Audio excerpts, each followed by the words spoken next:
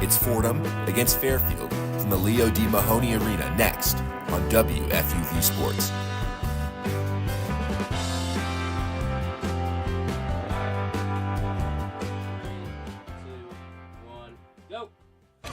From the Leo D. Mahoney Arena on the campus of Fairfield University, this is Fordham women's basketball on WFUV Sports. Today's matchup is between the Fordham Rams and the Fairfield Stags. I'm Nick Guzman alongside Julia Moss. And Julia, it's now 3 consecutive losses for Fordham against Maine, Duquesne, and Siena, with the Duquesne and Siena games being close, 1-possession losses on the road. What has to change for the Rams to snap out of their losing funk this afternoon? I mean, the listeners will hear it in just a couple of moments when they hear Coach's sound, but we talked to Coach Bridgette Mitchell prior to this match, and she made a great, excellent point starting out earlier and starting out better. In that Siena game, they were outscored 25-13 and put themselves in a hole that they couldn't quite crawl out of. But if we're looking at positives, they nearly came back. They outscored Siena in every quarter after that, but that first quarter just wasn't enough for them to come out with the win. But today, they have Fairfield, and this is another dangerous opponent. They have only 1 loss this season against SEC's Vanderbilt, and even to add more to that, they have 2 Power 5 wins against St. John's and Rutgers, so it's going to be a tough matchup for them today. And you talk about positives for Fordham, too. 19 steals they registered against Siena. They forced 28 Siena turnovers in total, so although the shots weren't necessarily falling, the defensive intensity was there. I mean, they're shooting up the rankings nationally in NCAA rankings, 23rd in the country in steals per game, and Amy Hayford in the individual stat, she's 15th in steals per game, so they have the defense set. They know what they want to do. They know their identity is within the defense, but it's a matter of connecting all aspects of the game on the shooting side as well. And we got a chance to sit down with Fordham head coach Bridgette Mitchell just moments ago. Take a listen. Nick Guzman here alongside Julia Moss with Fordham women's basketball head coach Bridgette Mitchell. Coach, what needs to improve for you guys from that loss against Siena?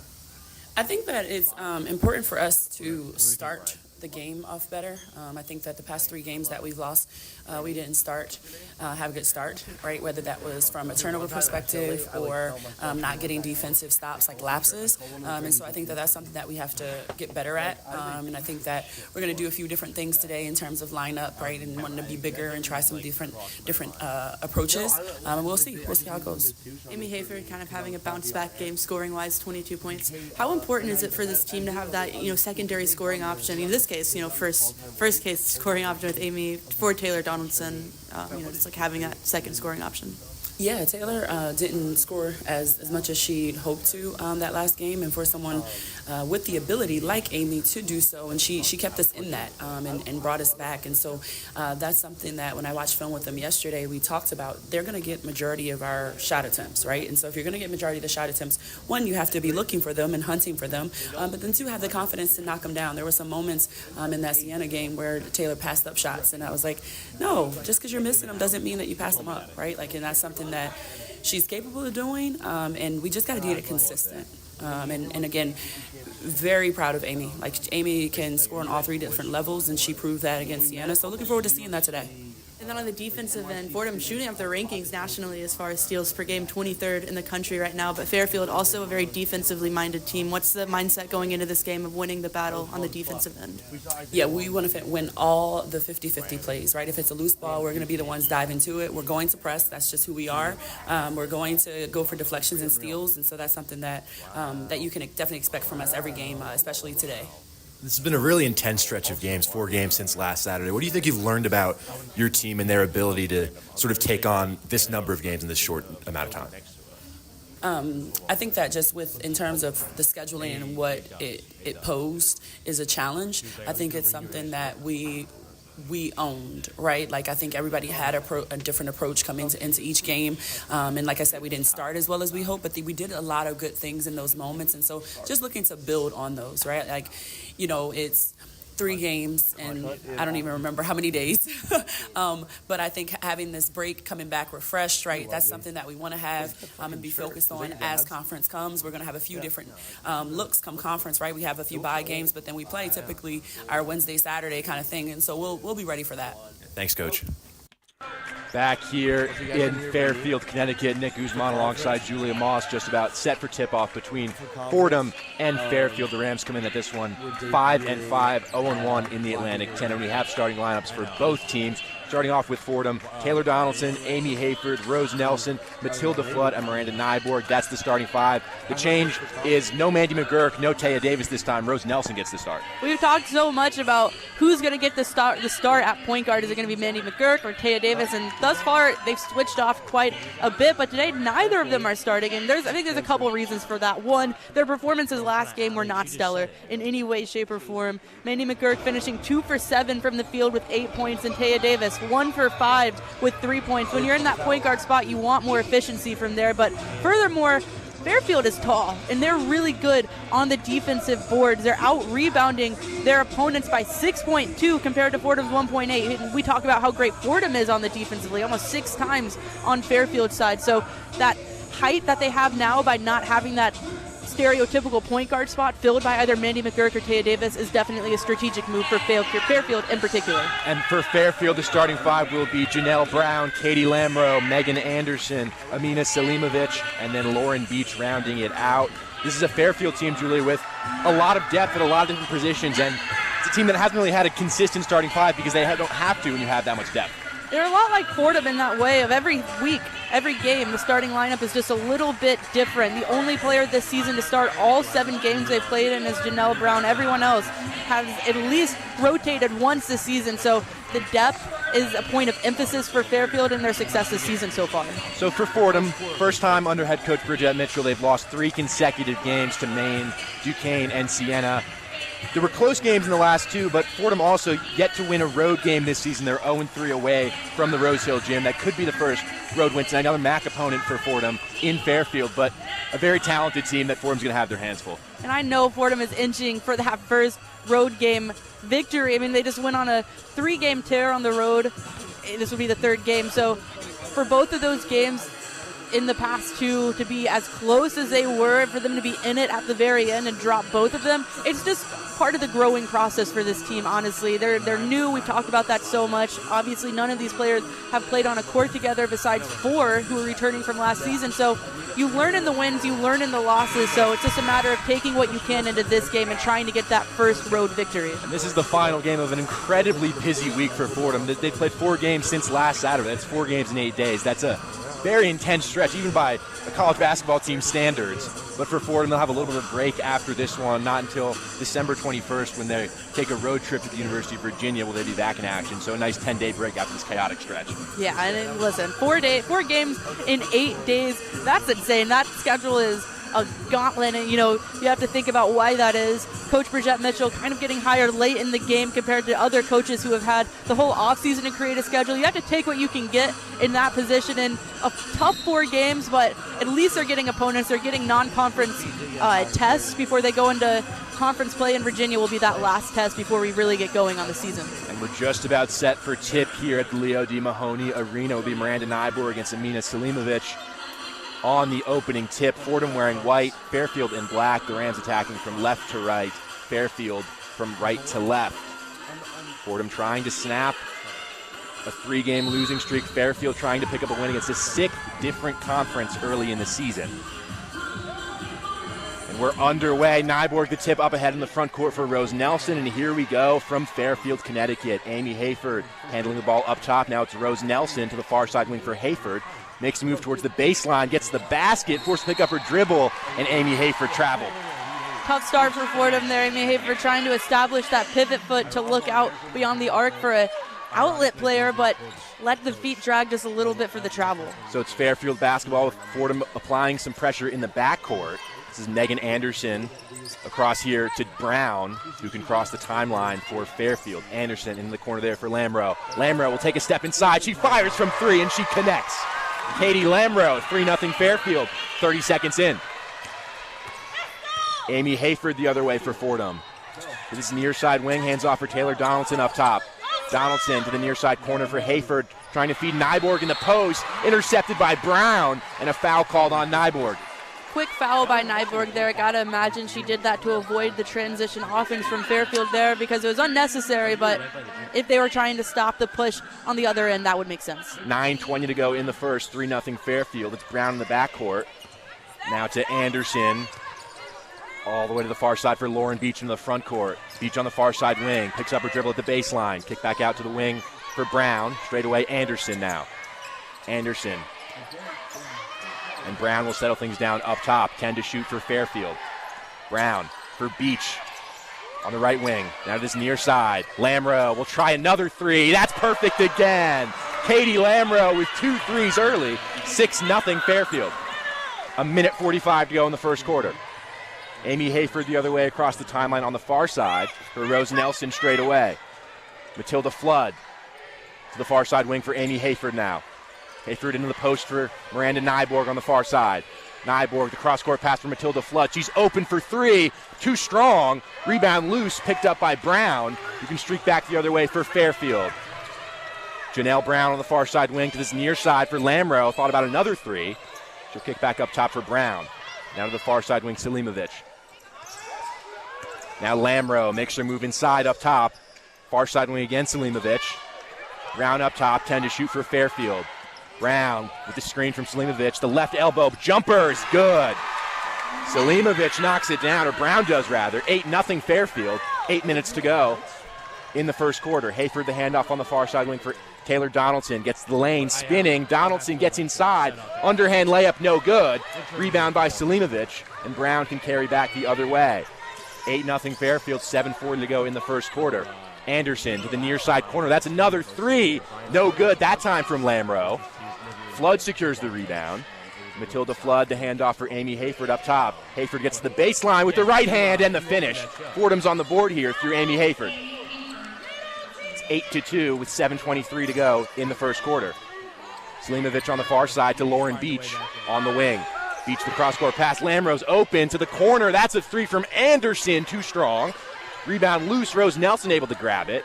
And Amy Hayford back the other way for the Rams down the far side. For Matilda Flood on the wing.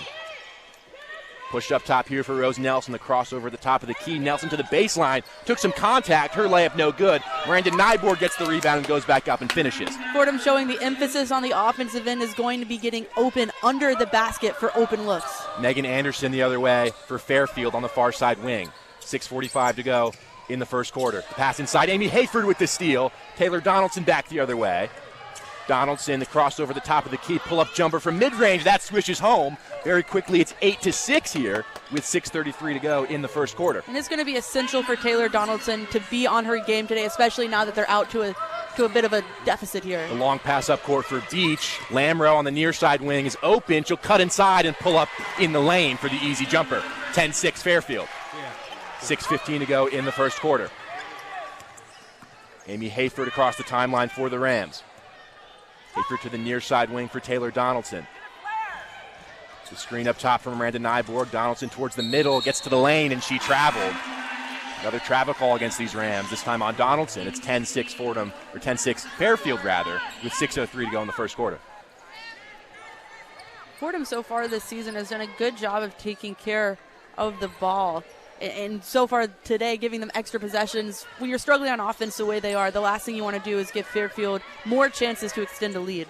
Janelle Brown will cross the timeline for the Stags straight away. Taya Davis into the game for the first time for the Rams. Davis pass inside there. And on the far side wing, up top from Magruder on the court for the first time. Brown to Gallagher. She'll pop a 3. That's too strong. Rebound by Amy Hayford back the other way for Fordham. Hayford streaking down the far side.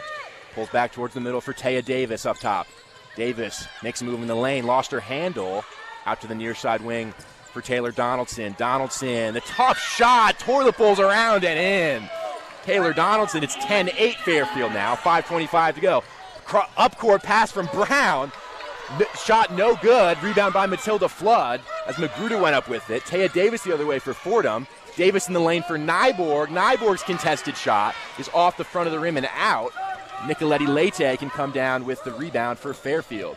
The bounce pass for Brown on the near side wing into the front court. Brown all the way to the baseline. She gets the finish with the right hand. 12-8 Stags, 4:57 to go in the first quarter. Taya Davis will slow things up for Fordham here. Across the Fairfield logo into the front court. Davis to the near side wing for Taylor Donaldson. Bounce pass into the post for Matilda Flood. For Nyborg at the right elbow now. Into the near side corner for Taylor Donaldson. Donaldson crosses over up top, gets to the lane, kick out to the far side corner. That's Amy Hayford. She catches home a three. 12-11 Fairfield, 4:27 to go in the first quarter. Janelle Brown across the timeline for the Stags. Brown out to the far side for Nicoletti Leite. To Magruder in the corner. Brown now again on this near side wing. Nicoletti Leite at the right elbow. Push it out to the far side. That'll be a three from Magruder. Too strong off back iron. Miranda Nyborg is able to secure the rebound for Fordham. Amy Hayford on this near side for Taylor Donaldson into the front court. Donaldson gets to the mid-range and cashes home a jumper. 13-12 Fordham. They're on top here with 3:58 to go in the first. Here's Brown in the front court straight away for Fairfield. First lead of the day for the Rams. Brown for Nicoletti Leite at the right elbow to Gallagher on this near side wing. In the corner for Magruder. Gallagher again on the wing. Magruder thought about a three from the corner. She'll get to the baseline. Kick out straight away for Brown. She'll try a triple and she connects. Janelle Brown, 15-3 Fairfield. 3:30 to go in the first quarter.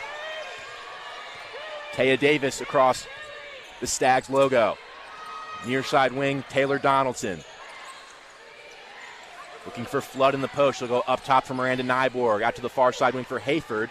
Swung further for Taya Davis. Davis gets to the lane, looking for an option towards the baseline. Back out up top now for Taylor Donaldson. To the paint. Donaldson, the mid-range shot off front rim. Offensive rebound by Matilda Flood. Flood circles around, gets back inside. Her underhand layup no good with some contact. No call. Nicoletti Leite with the rebound. And she can carry ahead for Fairfield behind the back into the front court. Left elbow, Nicoletti Leite to the near side corner here for Nicole Gallagher. Up top for Magruder. Down low for Brown. That shot no good. And a rebound from Amy Hayford. Hayford streaking back the other way at the free throw line, ran into a man, and a blocking foul is the call. With 2:33 to go in the first quarter, 15-13 Fairfield. And what we're seeing right now from Fordham is not something I think we would have seen earlier this season, those learning experiences we talked about, and that's being able to withstand an early Fairfield run.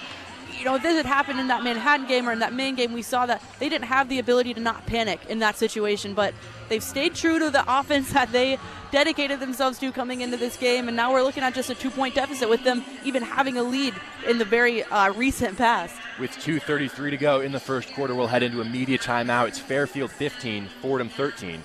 You're listening to Fordham Women's Basketball on WFUV Sports.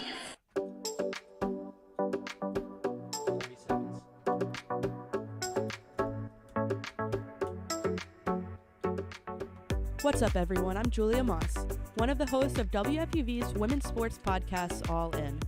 Join us each week as we break down everything from the WNBA, women's collegiate sports, the NWSL, and so much more. We're also joined by recurring hosts including Maddie Bamonte, Taylor Masetta, Sam Bohr, and Annabelle Watson. All In is a production of WFUV Sports.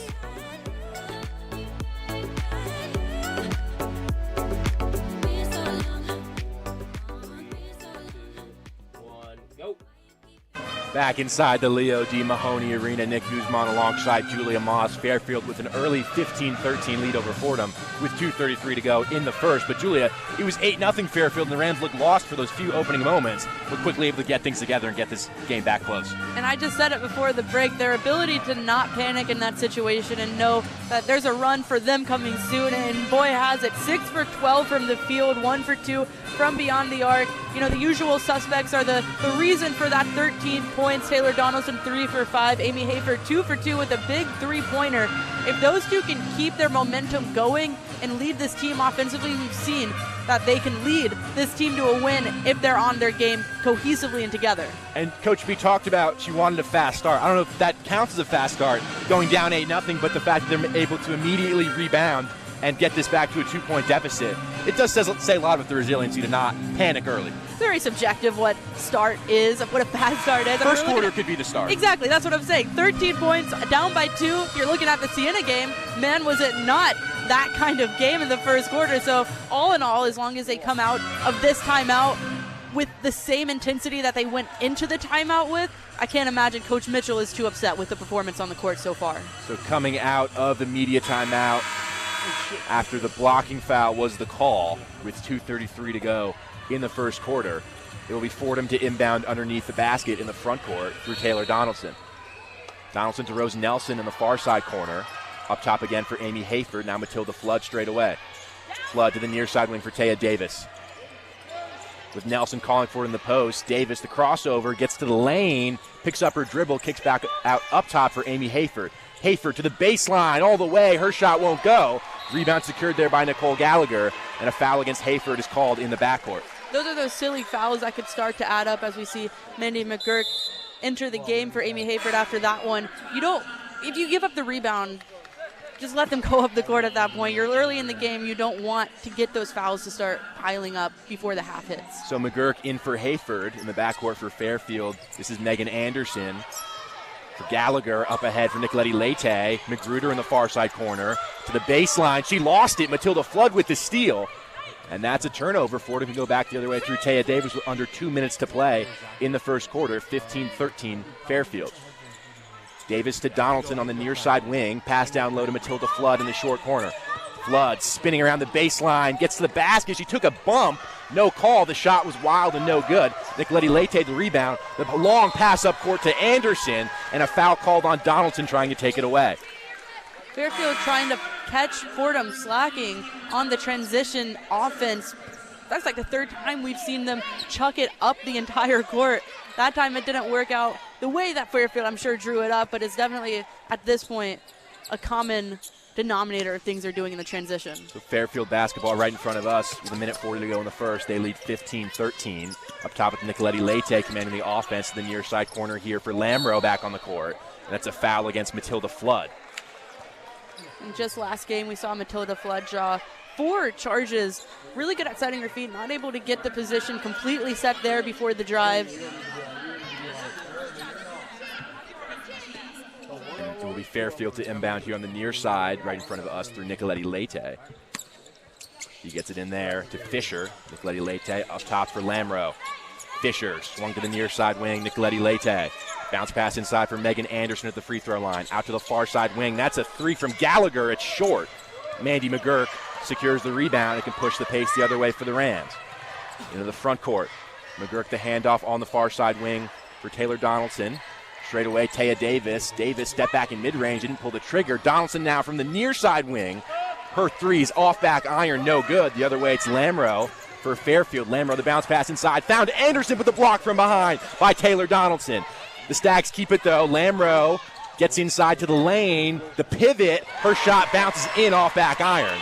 17-13 Stags, 50 seconds to go in the first quarter. Stretch pass ahead from Davis towards Mandy McGurk. They'll settle things down up top again through Taya Davis. 40 to go in the first quarter. Davis out to the far side wing, Taylor Donaldson. The crossover there using the screen from Nelson. Donaldson lost the handle in the lane though, stolen away through Nicoletti Leite. The stretch pass up ahead is intercepted by Matilda Flood. Flood back the other way for Fordham into the front court. And now Donaldson on the far side. Shot clock turned off with 22 seconds to go. Mandy McGurk took a 3. That rattles in and out. Rebound secured by Nicoletti Leite. 15 seconds to go in the first quarter. Shot clock turned off. 17-13 Stags. Now 10 seconds on the far side wing here through Gallagher. Nicoletti Leite straight away. 5 seconds. Bounce pass inside for Lamro into a dangerous area. The steal by Rose Nelson. And a foul called in the backcourt, I think, against Fairfield. With 2 seconds to go in the first quarter. 17-13 Stags. Fordham will inbound in the backcourt. Fordham has done a nice job at fending off Fairfield. They're trying a lot of different things. We're seeing cross-court passes, very strong passes on the inside trying to hit the cup, but Fordham has done a good job defending. Davis ahead for McGurk. Her shot blocked away from half court at the buzzer. That will end the first quarter here in Fairfield. It's Stags 17, Rams 13. And we'll send it back to our Rose Hill studios for the one-on-one scoreboard with Chaz McAdams. The one-on-one scoreboard. Starting off with a Fordham win, the men's team took on NIT champion North Texas at the Barclays Center today. A buzzer-beater dunk from Abdu Simbila took the Rams over the hump. Great win, guys. Tipping off with A-10 action, the Battle of Massachusetts was an electric one as the UMass Minutewomen defeated the UMass Lowell Riverhawks 64-52. Kristen Williams with a 19-point showing, a game high. Duquesne is down early in Pittsburgh with Kent State winning 12-9. Richmond is faring well against App State. The Spiders are losing 13-11. URI, Rams, and the St. John's Red Storm are keeping it close at 16-12. The team from Queens is up 4. Heading into top 25 matchups, number 20 FSU with a tough loss against number 2 UCLA, losing 78-95, despite with the 26-point effort from Tanya Lotson. And we have an upset in the making. Number 25 Penn State Nittany Lions are beating number 12 Ohio State in the third 57-46. This is on pace to be a very high-scoring affair. And Liberty is in an uphill battle down south against number 3 NC State. The Wolfpack is up 24-10. For the one-on-one scoreboard, I'm Chaz McAdams.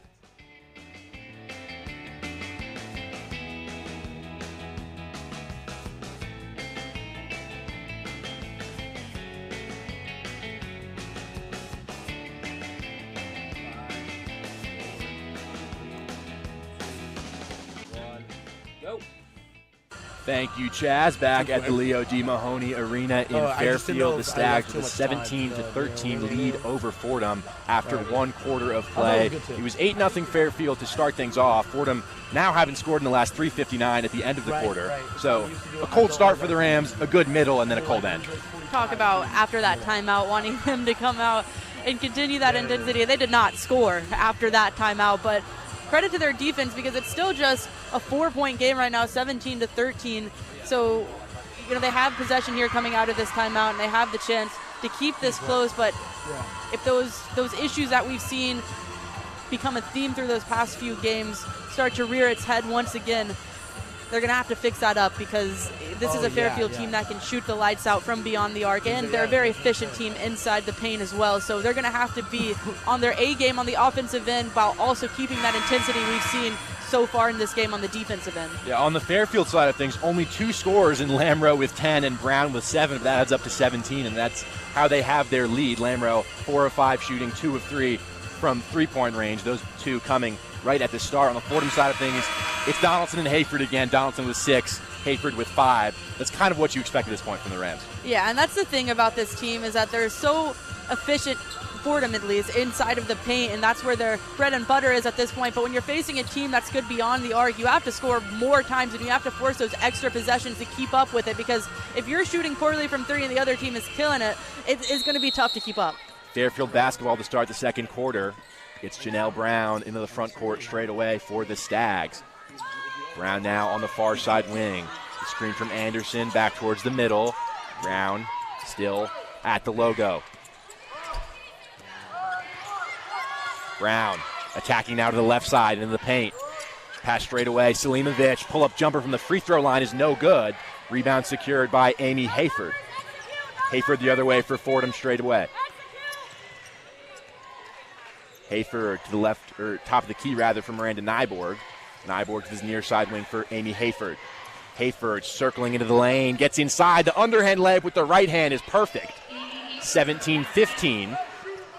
45 seconds gone by in this second quarter. Brown trying to go all the way. She traveled. Amy Hayford on the defensive prowess there, making her presence felt under the basket, forcing the travel. 17-15 Fairfield, 9:10 to go in the second quarter. Mandy McGurk carrying ahead on this near side for Fordham. McGurk, top of the key, Miranda Nyborg. Nyborg, the near side wing again, McGurk. McGurk out to the far side now. Donaldson gets inside with the left hand. The floater's off front rim and out. And the rebound secured by Brown. Donaldson called for a foul. 8:53 to go in the second quarter. Still a 2-point lead for Fairfield. Anderson will inbound here for Brown. Taya Davis getting ready to check back into the game for the Rams. Brown up top in the front court for the Stags. Now out to the far side wing. Up top straight away, it's Beach. Looking for an option inside, gets it in there for Selimovic. Working on Nyborg in the post. The bounce pass inside for Anderson, or Beach rather. Beach to the free throw line for Selimovic again. Amy Hayford got her hand in there. Selimovic got it back. Turnaround jumper's good. A broken play, but Selimovic does well. 19-15 Stags, 8:20 to go in the second quarter. Mandy McGurk the other way for Fordham. On the far side wing now, it's Rose Nelson for Miranda Nyborg at the top of the key. Out to the far side, Amy Hayford will launch a 3, and she buries it. 19-18 Fairfield now as Amy Hayford connects from distance. 8 minutes to go in the second quarter. Brown up top. Out to the far side for Lamro. She'll try a three, and that's a foul on Rose Nelson.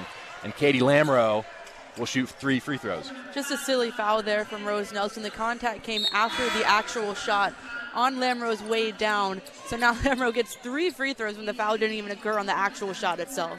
Taya Davis into the game for Taylor Donaldson, but 3 free throws for Fairfield's leading scorer today in Katie Lamro. She's shown she can knock down those threes, so you got to try to contest, but a foul there from Nelson. First free throw from Lamro is in and out, no good. Surprising miss. She's 92% from the line so far this season, so very efficient from the charity stripe. Averaging 11.6 points per game this season as the second free throw cashes home.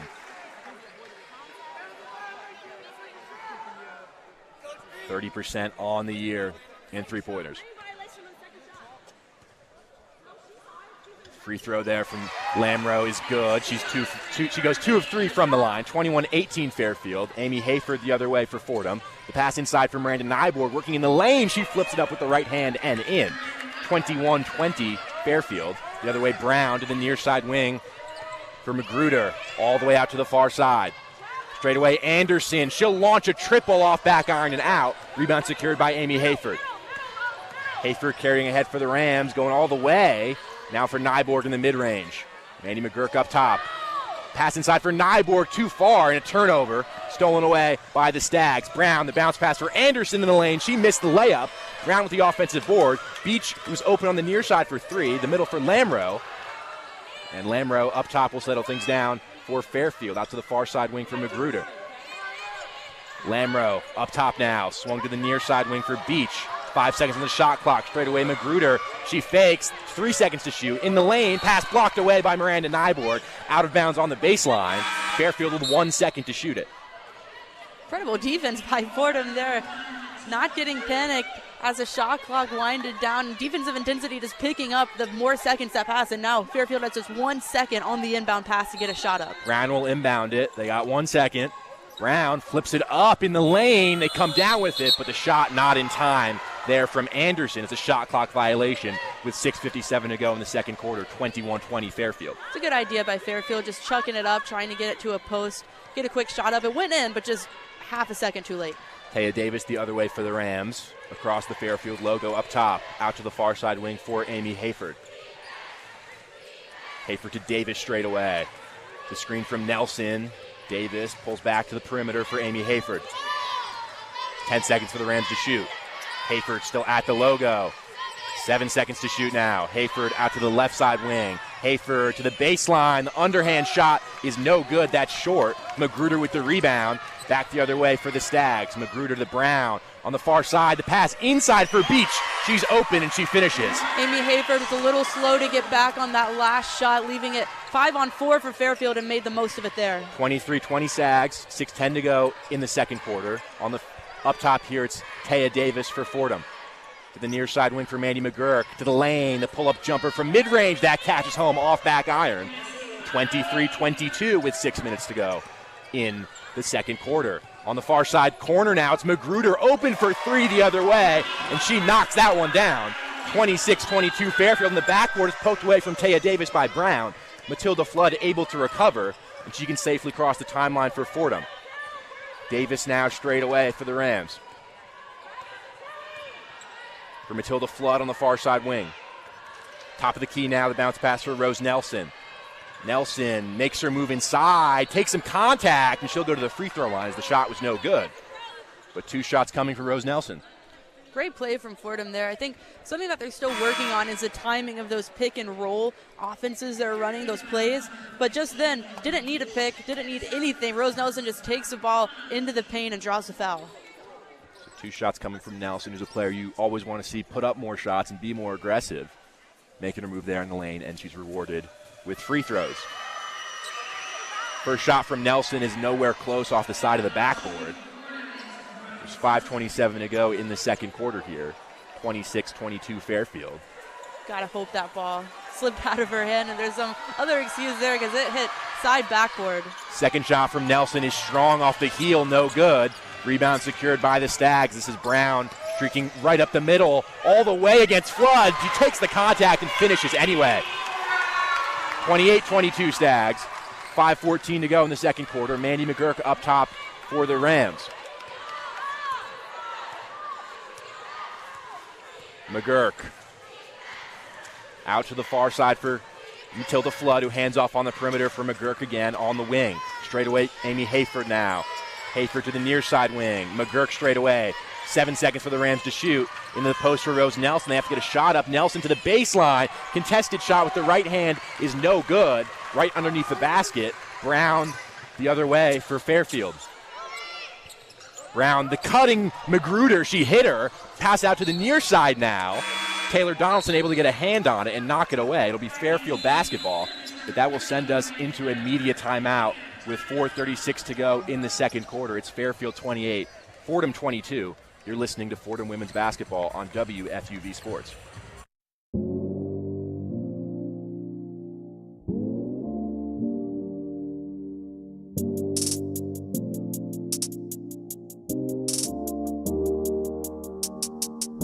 Hey everyone, I'm Will Grant. And I'm Chris Persianen. And we're two of the hosts for WFUV's very own basketball podcast, Pick and Pod.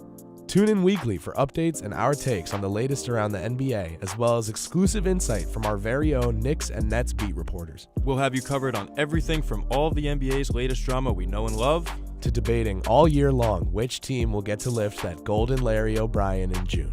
So don't miss a beat from the hardwood on WFUV's Pick and Pod.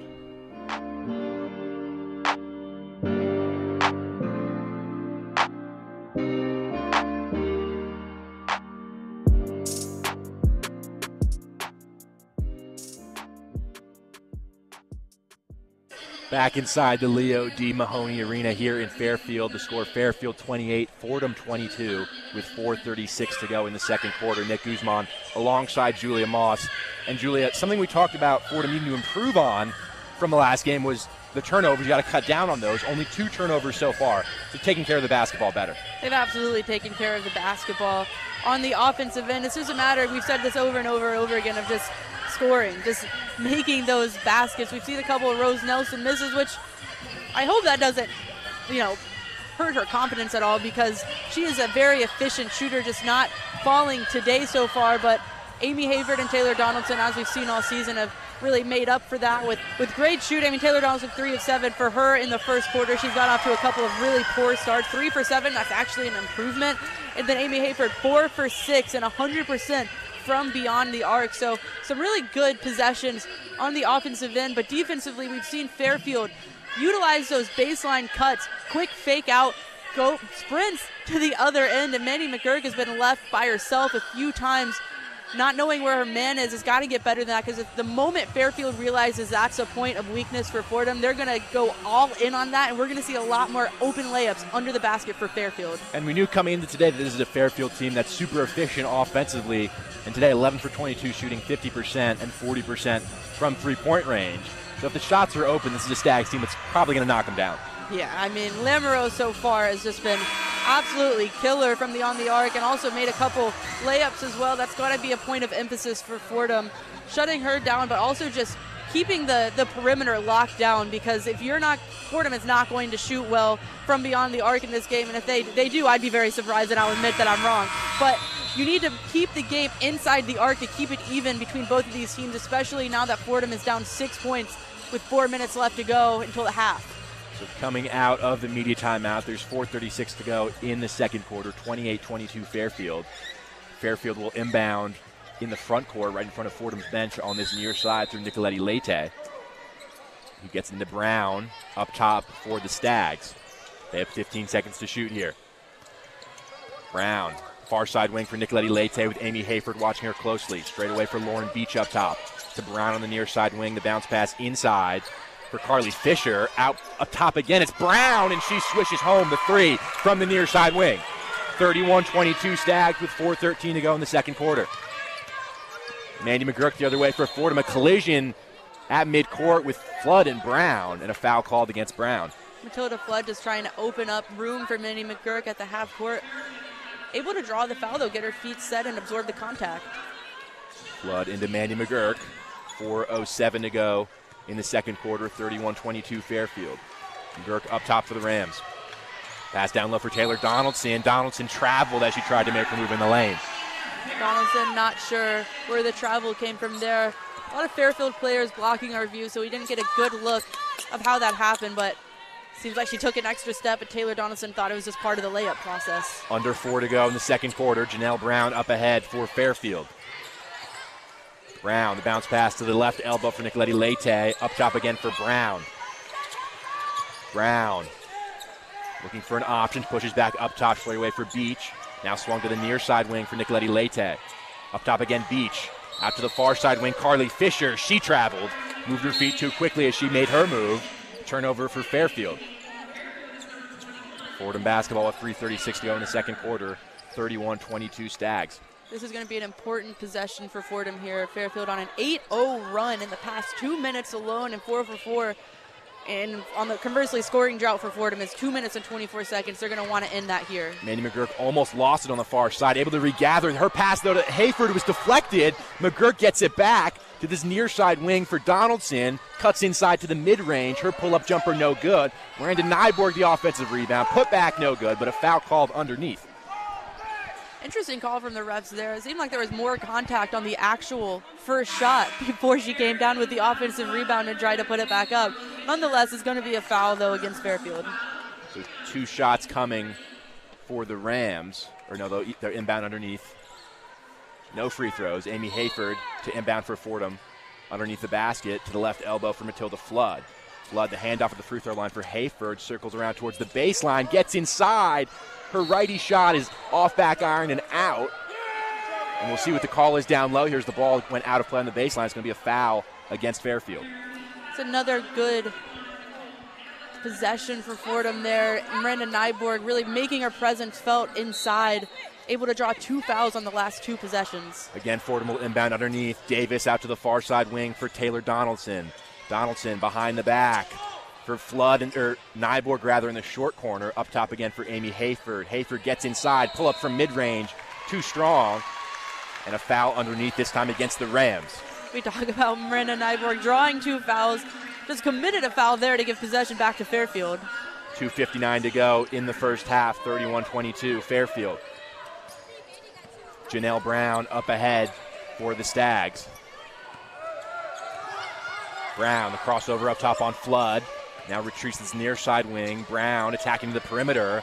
Pass up top straight away. That's a 3 from Lamro. Off back iron and out. Amy Hayford grabs the board. The other way, pushing the tempo. Taya Davis up top looking for Hayford. Her pass deflected. It's loose. Out to the far side wing now for Taylor Donaldson, who can cash home a triple. 31-25 Fairfield. 2:28 to go in the second quarter. The other way, Magruder on the near side wing. Straight away, that's going to be a 3 from Anderson. Off the heel and out. Nyborg the rebound. Davis the other way for Fordham. Davis from the free throw line. Nowhere close off the side of the backboard. Nyborg with the offensive rebound, though. Matilda Flood is open up top for a triple. Too strong. And a rebound from Lamro. 2:05 to go in the second quarter. Lamro, crossover on Flood at the elbow. Up top again for Magruder. Out to the far side wing for Gallagher. Gallagher for Anderson straight away. Brown on the near side wing. She'll try to triple over Hayford. That's perfect. Janelle Brown knocks it down. 34-25 Fairfield. 1:45 to go in the second quarter. Taya Davis carrying ahead for the Rams. 1:35 to go here in the first half. To the near side wing for Amy Hayford. Hayford the screen up top from Miranda Nyborg. Now down low for Nyborg. The pass too strong and out of bounds on the baseline. That's a turnover. And again there we talk about this team developing that timing beyond either the pick and roll or just delivering it into the post. Is most of their turnovers on the offensive end has come through that kind of pass, trying to pass it to where they think the other player is going to be, but the timing is just not developed yet. Nyborg checks out of the game. Rose Nelson back in with 1:20 to go in the first half. Straight away it's Brown for Anderson now on the near side wing. Anderson against Nelson for Brown straight away. Works into the mid-range. Brown against Nelson all the way to the baseline and gets the finish. Beautiful layup from Janelle Brown. 36-25 Fairfield. A minute to play here in the first half. Taya Davis at the Stags logo. Now on that far side wing. Screen from Matilda Flood. Davis gets inside. The bounce pass looking for Flood. She gets it back, though. Donaldson straight away. That's a triple, and she connects. Taylor Donaldson knocks one down. 36-28 Fairfield. 42 seconds to play in the first half. Janelle Brown again commanding the offense. Brown backing down Nelson. Bounce pass with a cutting player there for Lamro. And Lamro with the beautiful reverse layup. 38-28 Fairfield. Shot clock turned off with 25 seconds to go in the first half. Taya Davis up ahead for the Rams. 17 seconds. Davis out to the far side, wing for Donaldson to the post for Nyborg, and a foul called there against Lamro.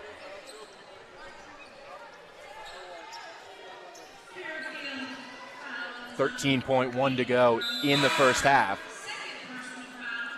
Shot clock turned off now, so Fordham will get the last possession if they choose to in this first half. That's the 5th Fairfield foul, so 2 free throws coming from Matilda Flood. 3 team fouls for Fordham. That was the 5th one on Fairfield. First free throw from Flood off front rim, then off the backboard and in. Matilda Flood trying to shake off what was a rough game against Siena. 0 for 6 field goal shooting. Second shot from Flood is perfect, so it's 38-30 Fairfield with 13 seconds to play in the first half. This is Brown accelerating ahead for the Stags. To the near side corner for Beach. Back up top for Brown again. Bobbled the delivery, and Taylor Donaldson can steal it back the other way. 5 seconds to go. Up ahead for Flood. The fast break layup. She gets the roll. With 2 seconds and 1 the other way, it's Magruder. But what an end to the first half for Fordham with 4 quick points. It's 38-32 Fairfield at the halftime break. And man, did they need that. That 10-point lead became 6 very, very quickly. And, you know, we've said it all season. That defensive intensity, not giving up on a play, knowing that Fairfield is going to want to push the pace with what would be their last possession, but not letting them, getting the steal and converting that into points. I mean, that's exactly what they needed heading into this half before this game had gotten ugly. So at the half here, it's Fairfield 38, Fordham 32. We'll send it back to our Rose Hill studios for the one-on-one halftime report with Chris Carrino and Chaz McAdams. The one-on-one halftime report. Welcome in to the Rose Hill Studios back here in the Bronx. I'm Chris Carrino, joined on my right by Chaz McAdams. Fordham currently trails the Fairfield Stags 38-32 at the end of the first half. We're going to have analysis and discussion in a moment of this matchup. But first, it's Chaz McAdams with the one-on-one scoreboard. The one-on-one scoreboard. Again, tipping off with some A-10 action, Duquesne is losing in Pittsburgh with Kent State winning 26-22. Richmond is not faring well against Appalachian State. The Spiders losing 28-35. And the Rhode Island Rams and the St. John's Red Storm are keeping it close, 20-20. The team from Queens is looking to hold off the comeback from the team from New England. Heading into top 25 matchups, we still have an upset in the making. Number 25 Penn State Nittany Lions are beating the number 12 Ohio State in the third, 57-46. Still on pace for a high-scoring affair. Great job out of Pennsylvania. And Liberty is still in an uphill battle down south against number 3 NC State. The Wolfpack up 37-29. Radford with a David versus Goliath effort against number 15 Virginia Tech. The Hokies are dominating 40-20. And unranked Kentucky keeping it close against number 18 Louisville 28-27. The Cards are up 1. Heading over to the ice in some New York Sparks action. The puck will drop at 4 p.m. for the New Jersey Devils and the Edmonton Oilers. Key matchup for the night, Clash of the Titans between Jack Hughes and Connor McDavid. For the one-on-one scoreboard, I'm Chaz McAdams. Now, Chaz, kind of looking at this matchup, kind of in a broad sense, obviously, Fairfield a bit of a cut above from the majority of the competition this Fordham team has seen in this still very admittedly young season for the Rams. How do you think they've fared so far against one of the MAC's finest? Well, I mean, it's their fourth MAC. It's their fourth game of MACtion of the year so far.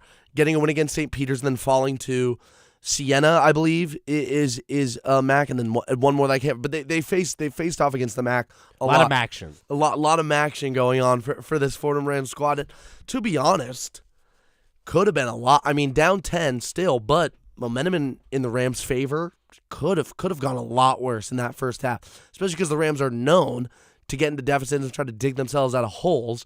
I like seeing them coming out so strong, and I know they are still in a hole, down 6, sorry, not down 10. Still fantastic play all around. Yeah, low scoring at the end of the first half as well. But as we were kind of talking about in studio earlier, Chaz, a bit of a shakeup in the starting lineup for the Rams this afternoon. What kind of different element do you think that's created for this Fordham team this afternoon? I've been saying that the starting lineup that Coach Bridgette Mitchell put out today, I think it should have been the starting lineup from the beginning. And I will hang my hat on that. You can check back on the tape. Putting Hayford at the 1 and forcing her to be a playmaker is how this team, because she has the skill there. She's just so naturally inclined to score, and she has 10 on the night. She's 2 for 2 from beyond the arc. She is a fantastic scorer, but force her to pass. Donaldson, a natural scorer. Flood, you need her defensive capabilities in the starting lineup. She's been benched for most of the season. Nelson, once she gets over her mental blocks, fantastic scorer, and I think Nyborg's the best center on this team. So that 5, you do lose some height with Flood not coming off the bench and having your next 2 be Davis and McGurk, but it's well worth it for the dynamic ability that core 5 brings to the table. Yeah, Rose Nelson, a player that doesn't see a ton of starting roles for this Fordham team, especially this season. Obviously, hasn't done too much this afternoon so far, but what kind of new element does she bring to this Fordham team that usually isn't there when she is in the starting lineup? Well, so Nelson started the season at the starting lineup for the first few games and then lost the spot because she has such natural scoring capabilities. She really can. I'll call her like a 2-level scorer, but an elite one at that. Like, her mid-range is fantastic, and when she crashes the glass at full force, there's not many girls in the A-10 that I think can comfortably defend her. But it's the mentals. She doesn't average more than 5 shots up a game on the year. So that kind of mentality you can't really have in a score-first power forward. So that's why she loses the starting spot. Putting her back in shows a lot of confidence that Coach B and her staff have for Rose Nelson. And I love to see that because I know what Rose is capable of. And when she plays at her floor, it's rough. But her ceiling is so high. We saw it against St. Peter's. Just a dominant 4 that people are afraid to drive baseline on and are afraid to get taken baseline with. Love Rose Nelson in the starting lineup. Absolutely, and this Fordham team shooting relatively efficiently in that first half on the offensive end. What specifically, Chaz, do you think would really help this Rams team efficiency on the offensive end? It's always been the issue, is offensive efficiency, putting up shots that don't need to be put up. I mean, looking at, if you look at the box score, you think this is a 2-woman team in Hayford and Donaldson. And again, I think they are playing so well off of each other because they're able to be paired in the backcourt. But you look on the same side for Fairfield, and it's just Brown and Lamaro. So my thing is for the Rams, for offensive efficiency, B emphasized it. They're on a long road trip right now, but they had about 3 to 4 home games in a row. Second game of that stint, I forget which game, but she was talking about we like great shots over good shots. I think they kind of lost that on this road trip a little bit. The shots are good, and I like the girls who are taking them, but there's a better shot 2 passes away. Mm-hmm. And I think that they're starting to find it as they've gotten momentum in the second half. Again, if this team plays with pace for 40 minutes of basketball, I love their chances for the second half. Yeah. And then is there an element of this, just kind of as a follow-up to that it's due to the turnovers and sloppiness offensively? They're just not getting enough possessions on the offensive end? I mean, But they call so many turnovers. Because they haven't been sloppy. The turnovers today, are a bit of an usually it is yeah. rough ball. Yeah, and their turnovers are a bit of a problem right now in the first half, but the play hasn't been overly sloppy. But do you think that's the reason why they're just not getting enough time with the ball? In the season or today? This afternoon. I think Fairfield's just so solid, and their normal defensive effort where they're able to rely on extra possessions rather than the ones allotted to them after makes, like a back and forth. In a back and forth, like in a gunslinging off, normally Fordham is able to not have that because they take away so many possessions from the other team that they end up bouncing it out. But when both teams are playing offensively inclined, the Rams are going to get less possessions for sure, less scoring possessions, less great shots over good shots. Yeah, this kind of competition for the Rams going to help them down the road as we are kind of right around the corner of conference play in that Atlantic 10. So excited. I mean, I'm so excited. Not sorry to cut you off there, but you knew the gist. What I saw from the Duquesne game is fantastic, and that's the floor. Again, Miranda Nyborg, she is the sole center out there. I said it on the last broadcast. Your next tallest player, your next big is Rose Nelson. Saying that in a negative inflection is not a knock on Rose. She's just not a 5. She's not a center. She's a 3-4. So Nyborg losing Harris, losing Lee, who's 6'4". You know what I mean? Lee is like someone on your scouting report that you are shaking when you see coming across the restricted area. My ideal outcome for this team and what is going on when Harris and Lee come back is you get Nyborg some more rotations out, and when you have a stronger paint presence when conference rolls around, because I think they are both scheduled to be back by the time conference rolls around, by the time that St. Joe's game on the 30th, by the time that rolls around, if you have more of a struggle, like if you're able to make teams struggle in the paint more because you have more rotations, you have stronger players, that is going to ripple effect, and I think we'll be better for it. But they're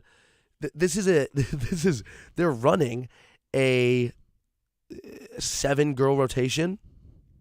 They already had 12 on the roster to begin with. Then Maya's injured, so you're going at 11. And then Harris, or Kayla Berry and Cassie Mahaney are still kind of in the gestation. They're kind of getting ready. They're not there yet for big minutes. So then you're down to 9, and then Harris and Lee are injured. You're fully running a 7-girl rotation for a long stretch. It's been about 2.5 weeks that this has been the rotation. So. And Barry has shown great things. I love the way she crashes the glass. She gets in 5 minutes every game and ends up with 3 O boards. It's fantastic. But this team is on a correct trajectory, in my opinion. The Siena game shook my confidence. I like what I'm seeing out of this Stags matchup. Yeah, and just kind of one more question for you, Chaz, as we sort of get to wrapping this up here. Obviously, me and you very close to this team during this season, really been paying attention, and we've seen throughout this season players like Amy Hayford and players like Taylor Donaldson, any given moment can take over a game for a few possessions, a few minutes at a time, really just be game changers in every sense of the word, game changers. What do they need to do, not only today and to pull out the victory down in Connecticut, but also just the rest of the season to really make their impact felt the most they possibly can? I think TD needs to step up defensively. She's the second best defender on this team besides Matilda Flood, who's one of the most skilled basketball defenders I've ever seen, men's or women's. TD is a fantastic two-way player. She's always praised for her scoring ability off the dribble. She's in an offense where open looks are few and far between. Her ability to create is so fantastic. Brown is eating up right now. That's TD's matchup. That's the matchup I want TD to have, or Flood. Either or of those. 17 points, 7 for 8 from the field, only missing 1 3 on the night. She's 3 for 4 from behind there. Cannot happen. And I'm not saying that Donaldson and Flood aren't playing her well. I'm saying you need to key in on that at half. You really only need to key in on Lamaro and Brown. Mm-hmm. And I guess you could say the same thing for the Stags locker room at half. You only need to key in on Donaldson and Hayford. But I think the upside, if we take on both those sides, we take them out of the equation, those top 2 girls on both teams, I like the way Fordham matches up in terms of a scorer's perspective much more than the Stag squad. I think if those pairs cancel each other out, I think Fordham takes this one for sure, because when you have Nelson, who again, if she gets over the mental block, can dominate. Matilda Flood plays so big for her size, and gets a lot of down to the 4 when she's only like 6'1", and can dominate. Dominate is an understatement. Mandy McGurk has one of the purest shots I've ever seen in my life. Miranda Nyborg, the way she crashes the glass, the way Taya Davis is able to make the creative passes and dump it off to her. Nyborg able to just put it off the window. I like that more than Fisher shooting more shots, or Magruder, or even Beach. Like these girls, in Anderson 0 for 4. so many of these Stags girls just seem afraid to shoot. And the only one that I think is afraid to score on the Ram side is Nelson, and she will get over that. She is so young, only a sophomore. She will extend her playing ability. She will be able to get that scoring for mentality with big starting minutes, but I'm very confident for the second half for the Rams. Yeah, excited to watch the second half of action. We're going to send it back to Nicholas Guzman, Julia Moss down there in Fairfield, Connecticut, and get you guys ready for more second half action.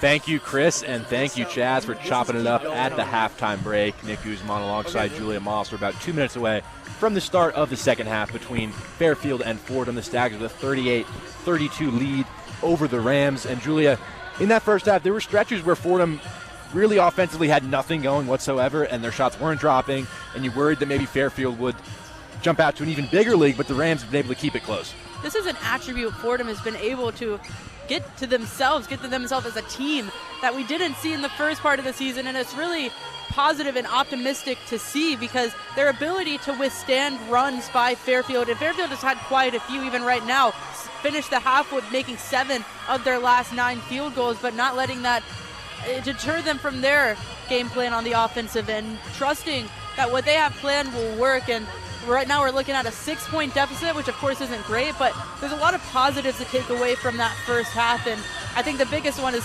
can't believe I'm saying it, but 3-point field goal percentage, 50% shot, 4 for 8. And don't look now, but that is more than Fairfield has shot. 6 for 14, they're shooting just under 43% from beyond the arc. But it's going to be a matter of continuing to withstand that onslaught Fairfield will continue to have with off-ball movement, trying to get players open on cuts, just being defensively smart while also continuing the advancement we've seen on the offensive end. Fordham trying to hand Fairfield just their second loss of the season. They're 6-1 coming into today, coming off a 67-62 win against St. John's. They have a win over another Power 5 team from Rutgers early this season. That was a blowout win at Rutgers.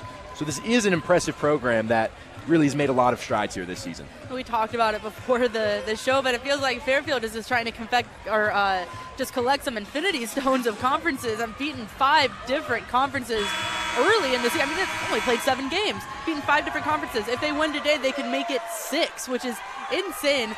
This is a very, very good Fairfield team who is just getting their legs under them with their second year under Coach Carley's tenure as Fairfield head coach. And this is, I talked about it before the game too, but this is kind of the blueprint Fordham wants to follow, but they have the chance to win, to beat Fairfield today. Fordham possession to start the third quarter. It's Amy Hayford straight away, 38-32 Fairfield as we start the third. Hayford up top for the Rams. To the right elbow here for Rose Nelson. With her back to the basket. Now Matilda Flood on the far side wing. Flood to the baseline, trying to get underneath the reverse layup. She gets the roll. Beautiful move from Matilda Flood. 38-34 with 9:35 to go in the third quarter. Matilda Flood's first field goal make in 2 games. I'm sure that's got to be a confidence booster for her. Round the pass head for Anderson, who has some space in the lane, but Flood says no. Matilda Flood with the rejection. What a start to the second half for her. Fairfield will inbound underneath the basket with 9:25 to go in the third quarter. 38-34 Stags. Brown to inbound underneath. The flip to the far side wing for Lamro. Lamro now to the near side wing for Megan Anderson. With Flood watching her. Anderson gets inside to the paint, spins with the pivot, the bounce pass underneath, gets it to Beach. Beach against Nelson, and with the left hand, Lauren Beach able to finish. Amy Hayford back the other way for the Rams. Hayford to Matilda Flood on the near side wing. Flood looking for the handoff for Donaldson. She'll take the space herself and step into a shot from mid-range, off back iron and out. Rebound secured there by Selimovic. And in the backcourt, Matilda Flood with the steal, and Flood will retreat and hold in the front court waiting for her teammates. Out to the near side wing now for Taylor Donaldson. She'll step back from deep, and she catches home a triple. 40-37 Fairfield, 8:30 to go in the third quarter. What a start for Fordham, and more specifically Matilda Flood, getting a quick point, a block, and a steal, and we're only a couple minutes into the third quarter. Brown the other way for the Stags. Straight away, Lamro will try a three off the heel and out. Nyborg bats the rebound to Donaldson. Taylor Donaldson the other way for the Rams. Straight away, the bounce pass into the lane for Nyborg, and a foul called from behind against Selimovic. Just another situation of Miranda Nyborg making herself available in the paint, drawing the contact, and able to force the foul from Fairfield. 8:13 to go in the third quarter, 40-37 Stags. Fordham will inbound underneath after the foul. Amy Hayford will get the ball back in play. Hayford flips up to Rose Nelson at the left elbow. Nelson working in the lane, spins out for Nyborg. Her mid-range shot from the right elbow is perfect. It's a one-point game with 8 minutes to go in the third quarter. Rose Nelson able to draw the double team in the post there, making Miranda Nyborg wide open, finding her for the easy two. Anderson the other way, gets inside. The feed, and wide open there is Carly Fisher, who can finish with the right hand. 42-39 Stags, 7:50 to go in the third quarter. Amy Hayford the other way. Hayford gets inside, now retreats out to the near side wing. Matilda Flood up top. Flood to the lane. The move inside. Her shot did not hit the rim, though. Rebound by Fisher. Fisher ahead for Lamro. Lamro out to the wing for Anderson. Her three's perfect. 45-39 Fairfield, 7:25 to go in the third quarter. Amy Hayford on the near side wing for the Rams. Hayford behind the back, makes her move inside, pass out to the near side corner for Nelson, who gets to the lane and flips it up and in off the backboard. 45-41 now as Rose Nelson takes some contact and is shaken up a little bit behind the play. The long pass up ahead for Anderson, trying to find Beach in the far corner. Now up top for Brown, with Hayford watching her. Into the post for Fisher. Fisher against Nelson. She spins with the left hand, the underhand shot, no good. Rebound Taylor Donaldson. Donaldson the other way will step back from three again, off front rim this time. Anderson comes down with the board. In the backcourt, Brown now accelerates to the front court on the far side wing. Brown, angry in possession, gets it up for Beach up top. The far side wing for Lamro. For Beach, bobbled the pass up top. Nyborg sliding in for it. She's got it.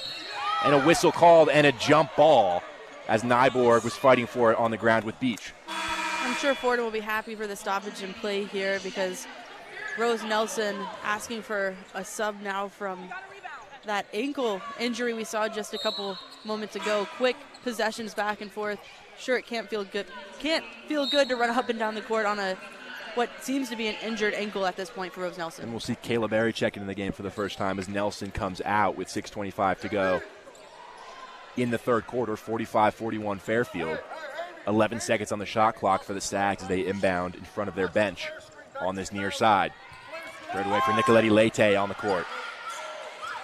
Nicoletti Leite makes a move to the lane. The bounce pass, back door, and a foul called against the Rams. And going to the free throw line will be Nicole Gallagher. And Fairfield is really just running the same play over and over again, trying to find that backdoor baseline cutter. Each and every time they get possession, more often than not, they've been able to find that cutter, but they haven't been able to convert it on the layup. That time bailed out by Fordham on the foul. So two shots here for Gallagher with 6:19 to go in the third quarter. 45-41 Fairfield make it 46-41 as Gallagher knocks that one down. She started 4 games this season for the Stags, but has come off the bench in each of the last 4. As her second free throw is perfect as well. 47-41 Stags, 6:19 to go in the third quarter. Mandy McGirt carries ahead for the Rams. For Kayla Berry on the far side wing, now for Taylor Donaldson. Donaldson, the screen from Nyborg, the feed inside for Nyborg. She finds Berry backdoor, and Kayla Berry swoops in for the finish. Beautiful, quick thinking pass from Miranda Nyborg to find baseline cutter of their own in Kayla Berry. Near side wing, this is Gallagher. Fakes on Nyborg underneath the basket now. Gallagher out to the far side corner. Stepping into a mid-range shot is Magruder. That's in and out. Hayford fighting for the rebound with Gallagher. Last touch off of Amy Hayford with 5:48 to go in the third quarter. 47-43 Fairfield. And they'll inbound on the baseline through Nicoletti Leite.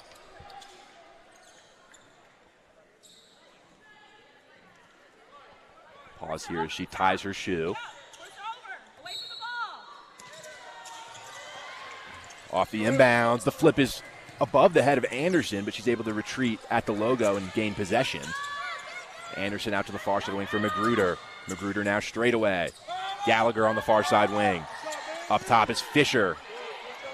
Nicoletti Leite at the free throw line, picks up her dribble, needs an option here. The backdoor cut from Anderson. She lost McGurk, and Anderson's wide open for the finish. And that is the fourth time McGurk has totally lost her man on the defensive end. Kayla Berry up top for the Rams, looking for an option. Miranda Nyborg at the free throw line. Nyborg to the near side corner for Amy Hayford. Hayford working on the baseline, dribbled it off her foot and out of play. That's a turnover. 49-43 Stags with 5:10 to go in the third as they take possession.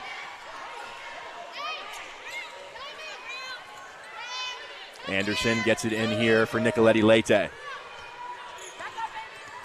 Nearly halfway gone here in the third quarter. Out to the far side wing for Magruder. Straight away again, Nicoletti Leite. To the near side short corner there for Fisher. For Anderson on the bounce pass. Out back to the perimeter for Gallagher. Her three-point attempt is in and out. Rebound loose. Anderson fighting for it on the ground with Donaldson. And a whistle and a jump ball. Possession arrows in favor of the Rams. We talked to Coach Bridgette Mitchell before the game, and she vowed, she said, we're going to be on the floor for every 50-50 ball. There will not be a ball in question going out of play before we try and get a hand on it. We saw it there, perfectly executed to force the jump ball. And that will send us into a media timeout with 4:52 to go in the third quarter. It's Fairfield 49, Fordham 43. You're listening to Fordham Women's Basketball on WFUV Sports.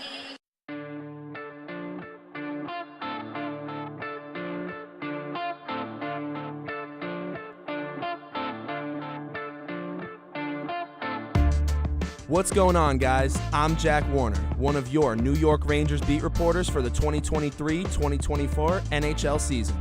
I'll have you covered all season long as New York looks to bring a Stanley Cup back to the Big Apple in Peter Laviolette's first season as head coach. Follow me on Twitter at Jack_Warner23 for live game updates, post-game media availability, and all things Blue Shirts.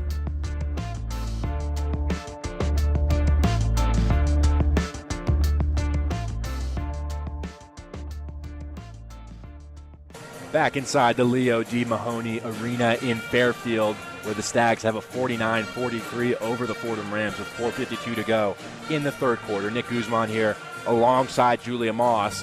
And Julia, this game just keeps going back and forth. The scoring in the third quarter has been 11-11. Both teams taking their chances offensively, but also able to set up on defense. And it's also seen in the stats when you look at the comparison between these two teams. 18 field goal makes for Fordham, 19 for Fairfield. And the reason we're seeing the 6-point difference is that Fairfield is just shooting and making more three-pointers. Fordham's still stuck at 50%, but it's because they haven't shot or made a three so far in the second half. Still sat at 5 for 10, but Fairfield 7 for 17 from beyond the arc. So, like you said, it's been a very back-and-forth game, but it's going to come down to Fordham's ability to guard those off-ball movements from Fairfield, continue to force turnovers, and convert on the offensive end. And it's not like for Fordham on this three-game losing streak, they've been way out of games. They've been close games down to the wire. This one's shaping up to be very similar. And now it's just about whether the Rams have enough in the tank to finish. It started with Fordham not being able to get into the game once they're out to a deficit. Now we've grown into being able to come back from a deficit. Now that last section that Fordham has to tackle here is being able to win those close games. That's something we haven't seen from this team yet so far this season. It can start here right now. Taylor Donaldson is Fordham's leading scorer with 15 points. As per usual, her taking the most field goals on the team with 13. She's 6 of 13 shooting overall. So we get set to come out of this media timeout with 4:52 to go in the third quarter. Fairfield 49, Fordham 43. And it'll be Rams possession in the backcourt following that jump ball.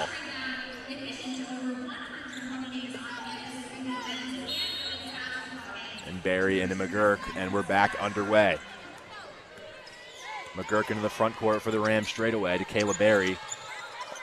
At the top of the key for Matilda Flood now. Flood, the feed inside for Berry. She gets inside and finishes again. Kayla Berry providing a spark. 49-45 now with 4:30 to go in the third quarter. Nicoletti Leite the other way for Fairfield. Out to the far side corner, Magruder working on the baseline against McGurk. Magruder the heave out back up top for Lamro. Nicoletti Leite now will settle things down straight away. Nicole Gallagher on the far side wing, driving on Barry into the paint. The feed inside for Fisher. Matilda Flood's right there. Fisher able to work her way inside past 2 Rams and finish. McGurk for Fordham leading the break. On the far side wing. Back towards the middle now with 4 minutes to go in the third quarter. Kayla Berry. Pass down low for Donaldson, who can finish with the left hand. 51-47. Fairfield now. Nicoletti Leite in the backcourt. Fordham pressing with Flood. Pass behind Magruder, who can cross the timeline for Lamro. To the near side corner, Donaldson with the intercept, but actually tried to save it on the baseline. She stepped out of bounds. It'll be Fairfield basketball down there.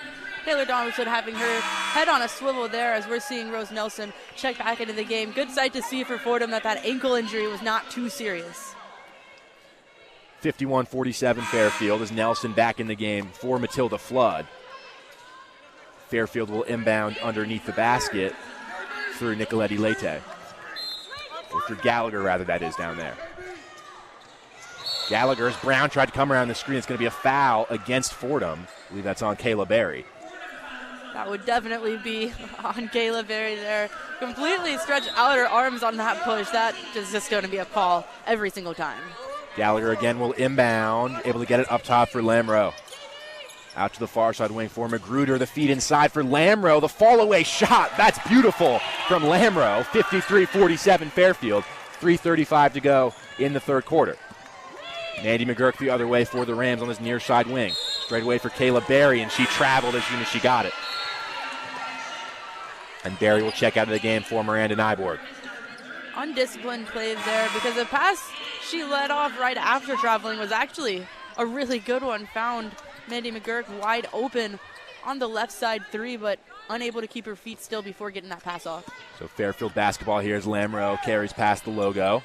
Out to the far side wing for Brown. Straight away Lamro. The bounce pass to the right elbow for Anderson, working against Flood.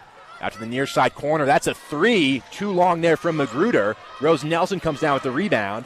Amy Hayford now streaking down the far side.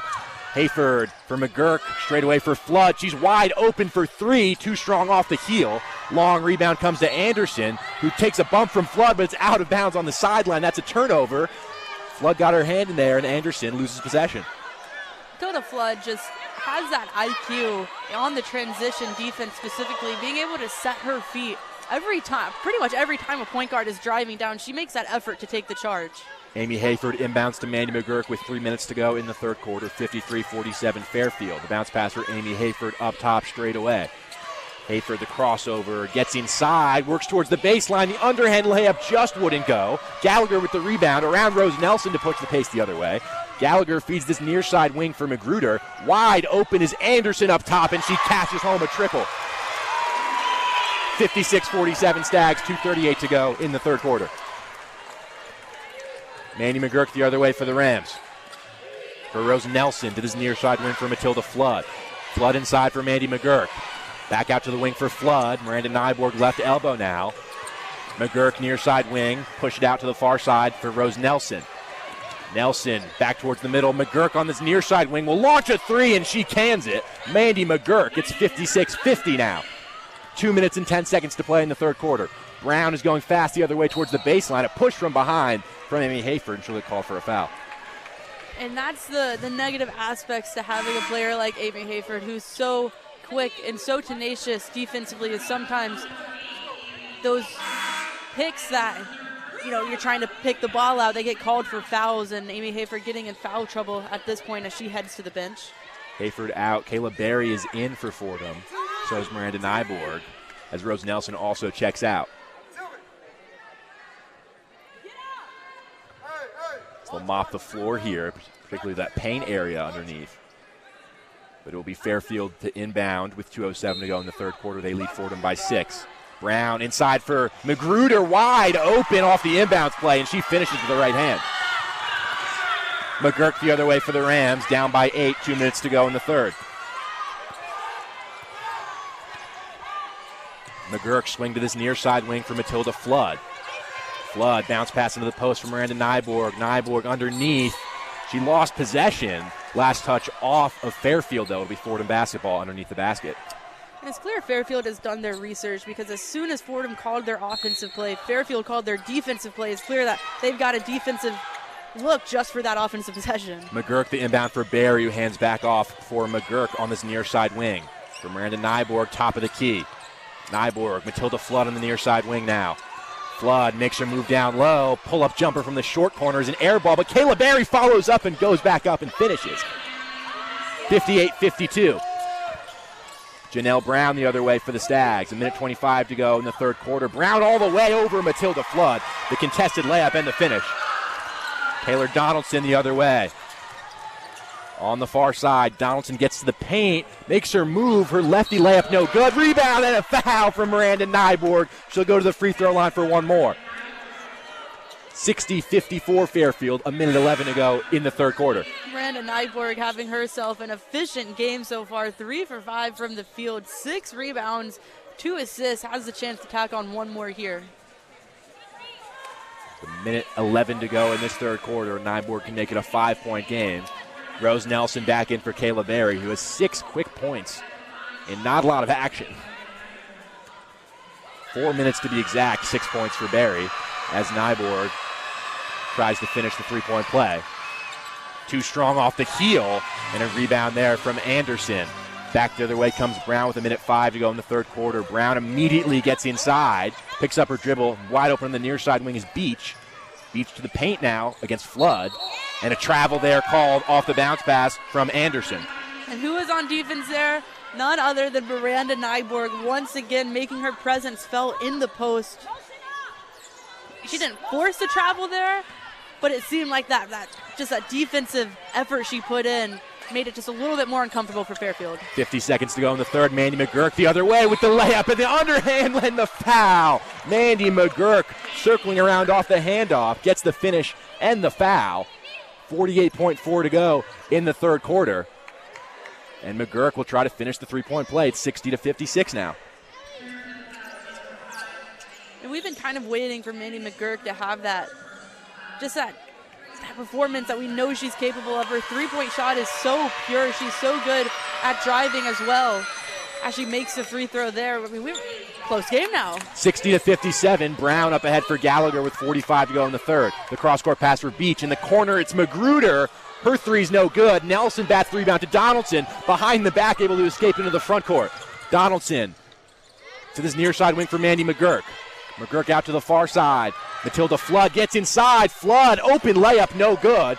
Rebound secured by Magruder. Shot clock turned off with 23 seconds to go in the third quarter. Fairfield lead by 3 in the third.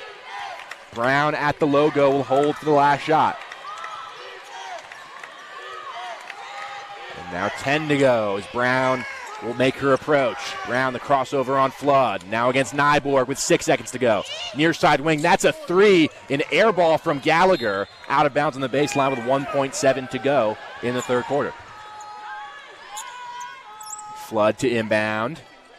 Flood to McGurk with a minute. The steal from Brown. She'll fire from 3, and that's an air ball. Almost a disaster for the Rams at the end of the third quarter. But it's 60-57 Stags. Fordham fighting back and getting themselves back in this one, Julia. I mean, that run that we're seeing in the end of this third quarter, they've had a knack for finishing quarters really well, and this is the closest deficit we've seen in quite some time between these two teams here, 60-57, and we're continuing to see the three ball actually work a little bit for Fordham. Didn't shoot it too much in that third quarter, but still 6 for 12 from beyond the arc, 21 for 44 overall. Fairfield's only made one more field goal than them, but it's been the conversions. It's been taking the pressure of the foul and continuing to still make the basket. We saw 2 late and 1 situations towards the end of that quarter, and that has made such a big difference, not just on the scoreboard, but for the momentum of this team in general. So at the end of the third quarter, it's Fairfield 60, Fordham 57. We'll send it back to our Rose Hill studios for the one-on-one scoreboard with Chaz McAdams. The one-on-one scoreboard. Third quarter A10 action. Duquesne is winning in Pittsburgh with Kent State struggling. Duke's winning 40-37. Richmond is still not faring well against App State. The Spiders continue to lose 45-52 in the third. Rhode Island Rams and the St. John's Red Storm still keeping it close, 31-32. The team from Queens is looking very scared of the Rams right now as we head in to some top 25 matchups. The Utes and the Gamecocks are in an absolute heater. Cox up 34-30. Asia Boone masterclass with a solid 13 at the half. The upset was denied. Number 12, Ohio State beats number 25, Penn State in overtime fashion, 91-82. J.C. Sheldon was unstoppable with 28 points on 50-50-90 shooting splits. The Liberty eating into number 3, Wolfpack, only down 42-47. Radford with a David vs. Goliath effort still against number 15, Virginia Tech. The Hokies are dominating 40-20. And unranked Kentucky keeping it close against number 18, Louisville, 39-36. The Cats are up 3. As we head over to the NHL ice, the puck will drop at 4 for the New Jersey Devils and the Edmonton Oilers. Key matchup for the night, clash of the Titans between Jack Hughes and Connor McDavid. For the third quarter one-on-one scoreboard, I'm Chaz McAdams.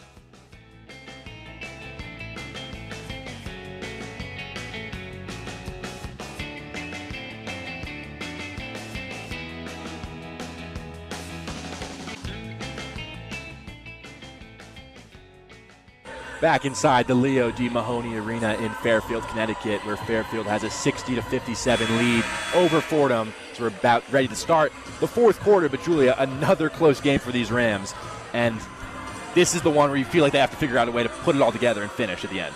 Well, you'd hope so. They've been in this situation 3 straight times now. Hopefully they've learned from those games of the past to realize, what they did wrong in clutch minutes and what they did right, and taking what they did right and really focusing on it here. It'll be Fairfield basketball to start the fourth quarter. Beach will inbound to Brown, who enters the front court for the Stags. Brown straight away there for Magruder. Handoff again for Brown on the near side wing. Brown the crossover to the lane. Kicks it out for Beach to the far side corner for Magruder. Her three-point attempt is long. Rebound by Anderson. Beach now for Brown, swung out to the far side. Magruder will try again, and this time she connects. Brown making the extra pass there to a wide open three-point shot. Nails it there. Mandy McGurk straight away for the Rams. Commanding the offense here. McGurk to the far side wing for Taylor Donaldson. Donaldson makes her move inside, spins on Magruder. The fall-away jumper goes. Tough move there from Taylor Donaldson. 63-59 Fairfield, 9:15 to go in the fourth quarter. Brown up top to the near side wing for Magruder with Donaldson watching her. Magruder flip inside for Fisher. Good hands there from Mandy McGurk to knock it away. Ball's out of play on the baseline. Fairfield will keep possession. 9:05 to go in the fourth quarter. Amy Hayford checks back in here for Kayla Berry. Rose Nelson out as well for Miranda Nyborg. It'll be Brown to inbound underneath. Brown into Anderson. McGurk's right there. Anderson over McGurk. Her shot in and out, though. Taylor Donaldson secures the rebound to the near side wing for Mandy McGurk. Into the post for Miranda Nyborg, and a foul called there against Fisher. Fordham will inbound underneath. 8:54 to go in the fourth. 63-59 Stags. We got to find the stat at this point of how many fouls Miranda Nyborg has drawn, because it feels like over 10 at this point. Amy Hayford to inbound underneath to Matilda Flood. Flood gets inside with the right hand. Her shot no good. Fisher the rebound.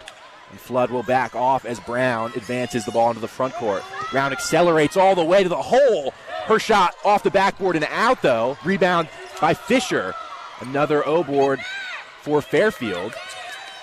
And up top, Magruder can settle things down for the Stags. Magruder's pass deflected away by Hayford. She got it right back, though. Magruder with some space. The bounce pass down low. Wide open is Fisher with the finish. 65-59 now. 8:20 to go in the fourth quarter. McGurk on the far side wing ran into two Stags, and Brown able to steal it away. Back the other way, Janelle Brown to the near side wing for Magruder. Magruder backing down the lane on Hayford.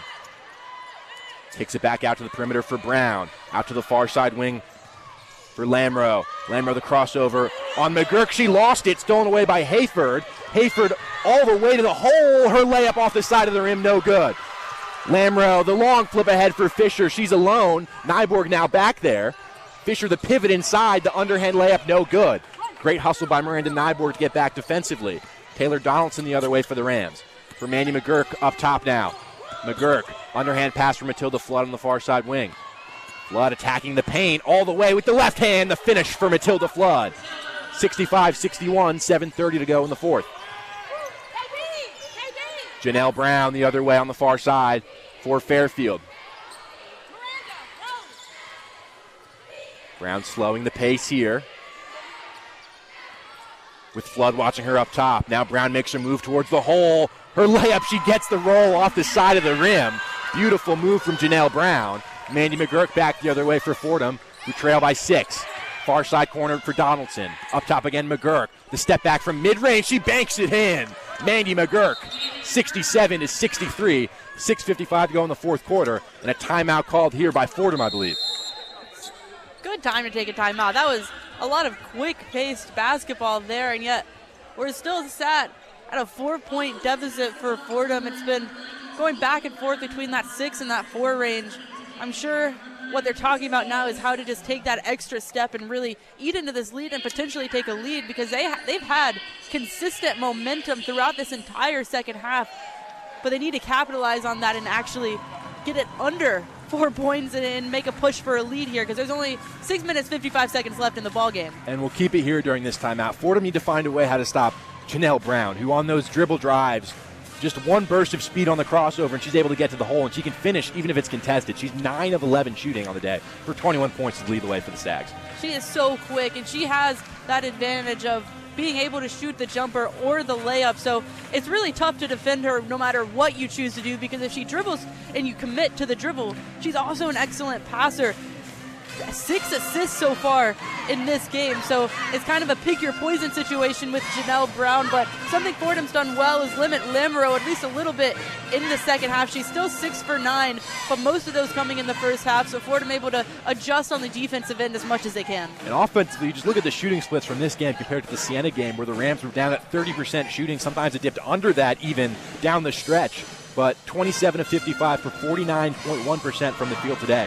That's more like it, and that's going to keep you in a lot more basketball games. We talked about it in Albany when they played Siena. You're not going to win basketball games shooting sub-20 consistently from beyond the arc.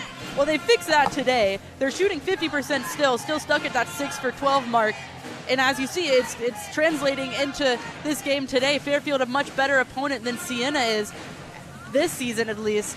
So their ability to be in the game in the fourth quarter, just as they have been the past few games, is really, it shows that they've noticed the things that they have struggled with, and they put an emphasis on correcting them. And also something you and I discussed after the Siena game was, in that game in Albany, it was essentially just Donaldson and Hayford doing everything offensively. There was no sense of any kind of secondary scoring at all. But in this game, you look at Matilda Flood with 8 points, Mandy McGurk has 10, Nyborg with 8, Kayla Berry with 6. That's more like it from the supporting cast. If other players are scoring, it opens up your offensive playbook so much, because if it's just the Amy Hayford and Taylor Donaldson show, defenses just have to focus on those two players. And in that Siena game, we saw the secondary players on that team were really just looking to pass it to Amy Hayford and Taylor Donaldson. It was not subtle whatsoever, so it made it very easy to defend for Siena. Today against Fairfield, you have Matilda Flood able to score. You have Rose Nelson, along with Taylor Donaldson and Amy Hayford, still putting in that normal offensive production. So it puts more of a strain on the defense for Fairfield and opens it up for Fordham a lot more. So coming out of this timeout with 6:55 to go in the fourth quarter, 67-63 Fairfield. The Stags will inbound in the backcourt through Isabella Nicoletti-Lete. Some backcourt pressure here from the Rams as it's into Lamoureux. Amy Hayford will back off as Lamoureux crosses the timeline. Brown now has it at the Fairfield logo. Brown with the screen there from inside. Brown, the tough layup off back rim, no good, but an offensive rebound from Lamoureux. Straight away, Nicoletti-Lete now. And a whistle underneath. It looks like Brown's a little shaken up in the far side corner. And Brown will check out. Anderson comes back in. But Janelle Brown has been the leader for this Fairfield team. She used to check out here, a little shaken up. That would be such a gut punch for Fairfield if this ends up being something more serious than just being out for a couple plays. So it'll be Fairfield basketball in front of their own bench on the near side. 18 seconds on the shot clock. Lamoureux into Nicoletti-Lete straight away. The bounce pass to the far side wing for Magruder. Nicoletti-Lete again up top to the near side wing. Lamoureux makes a move to the baseline on Hayford. The feed inside, no one's there. Mandy McGurk able to pick it off. The other way, Amy Hayford on the near side. To the lane, Hayford straight away. Donaldson's wide open for the triple, and she knocks it down. Taylor Donaldson, the huge three, 67-66 Fairfield. 6:05 to go in the fourth quarter. Lamro the other way, out to the far side wing for Magruder. Straight away Anderson. On the near side wing, Nicoletti Latag against Kayla Berry. The feed inside for Anderson. Rose Nelson with the help defense. Shot no good. Amy Hayford the other way for the Rams. Hayford in the lane, makes her move all the way. Can't get the leg with the left hand. Berry got the rebound. It was blocked away from her. Possession will stay on this end as the ball goes out of bounds on the baseline. Fordham left 20 seconds to shoot. Gorgeous Euro step layup for the wide open bucket. Not able to convert, of course, but able. Kayla Berry, we've mentioned the limited minutes she's had all season, always makes the most of them. Kind of makes you wonder why she doesn't get more playing time. Able to get the offensive rebound there. Hayford with 5:44 to go in the fourth quarter. Into Berry at the top of the key. Amy Hayford circles around to the far side wing. Mandy McGurk's open for three, and she buries it. Fordham take the lead 69-67. Janelle Brown the other way, back in the game for the Stags. Out wide open inside is Anderson. She connects on the open layup. We're all tied up at 69 with 5:23 to go in the fourth quarter. Mandy McGurk across the timeline for the Rams. The screen up top from Rose Nelson. Handoff on the far side for Donaldson. That's an offensive foul as McGurk handed off for TD on the wing. Coach B and Fordham staff confused at that call, but it's a turnover. Gotta say, I'm a little confused at that call as well. McGurk not making any effort to set a pick. She had the ball in her hands when the foul was technically called, so I'm wondering where the foul was called there, because it wasn't any sort of an effort to make a pick. She was just simply trying to hand the ball off. So we're tied 69-69 with 5:14 to go in the fourth quarter. Fairfield to inbound in the backcourt. After the floor is mopped up a little bit, Janelle Brown will carry ahead for the Rams. Out to the far side wing for Kendall Magruder. Magruder against Hayford on the baseline now, backing down in the lane. Pass out up top straight away for Brown. Brown against Hayford. She'll try a three. Brown in and out. Rebound, Matilda Flood. Across the timeline on this near side for the Rams. Flood for Donaldson on this near side wing. A step back triple from TD off the front of the rim. Miranda Nyborg jumped up for the rebound. Couldn't secure it. We'll see what the call is underneath. It'll be a media timeout when we come back. 4:46 to go in the fourth quarter. We're all tied up at 69. You're listening to Fordham Women's Basketball on WFUV Sports.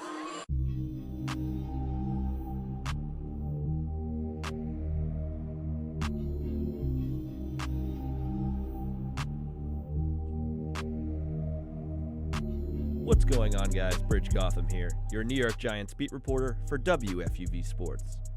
Be on the lookout for weekly reports and game recaps on WFUV's YouTube channel. We'll be covering the action all season long. Feel free to follow me on Twitter at BGBridge for updates throughout the games. For all things Big Blue, stay tuned all season long.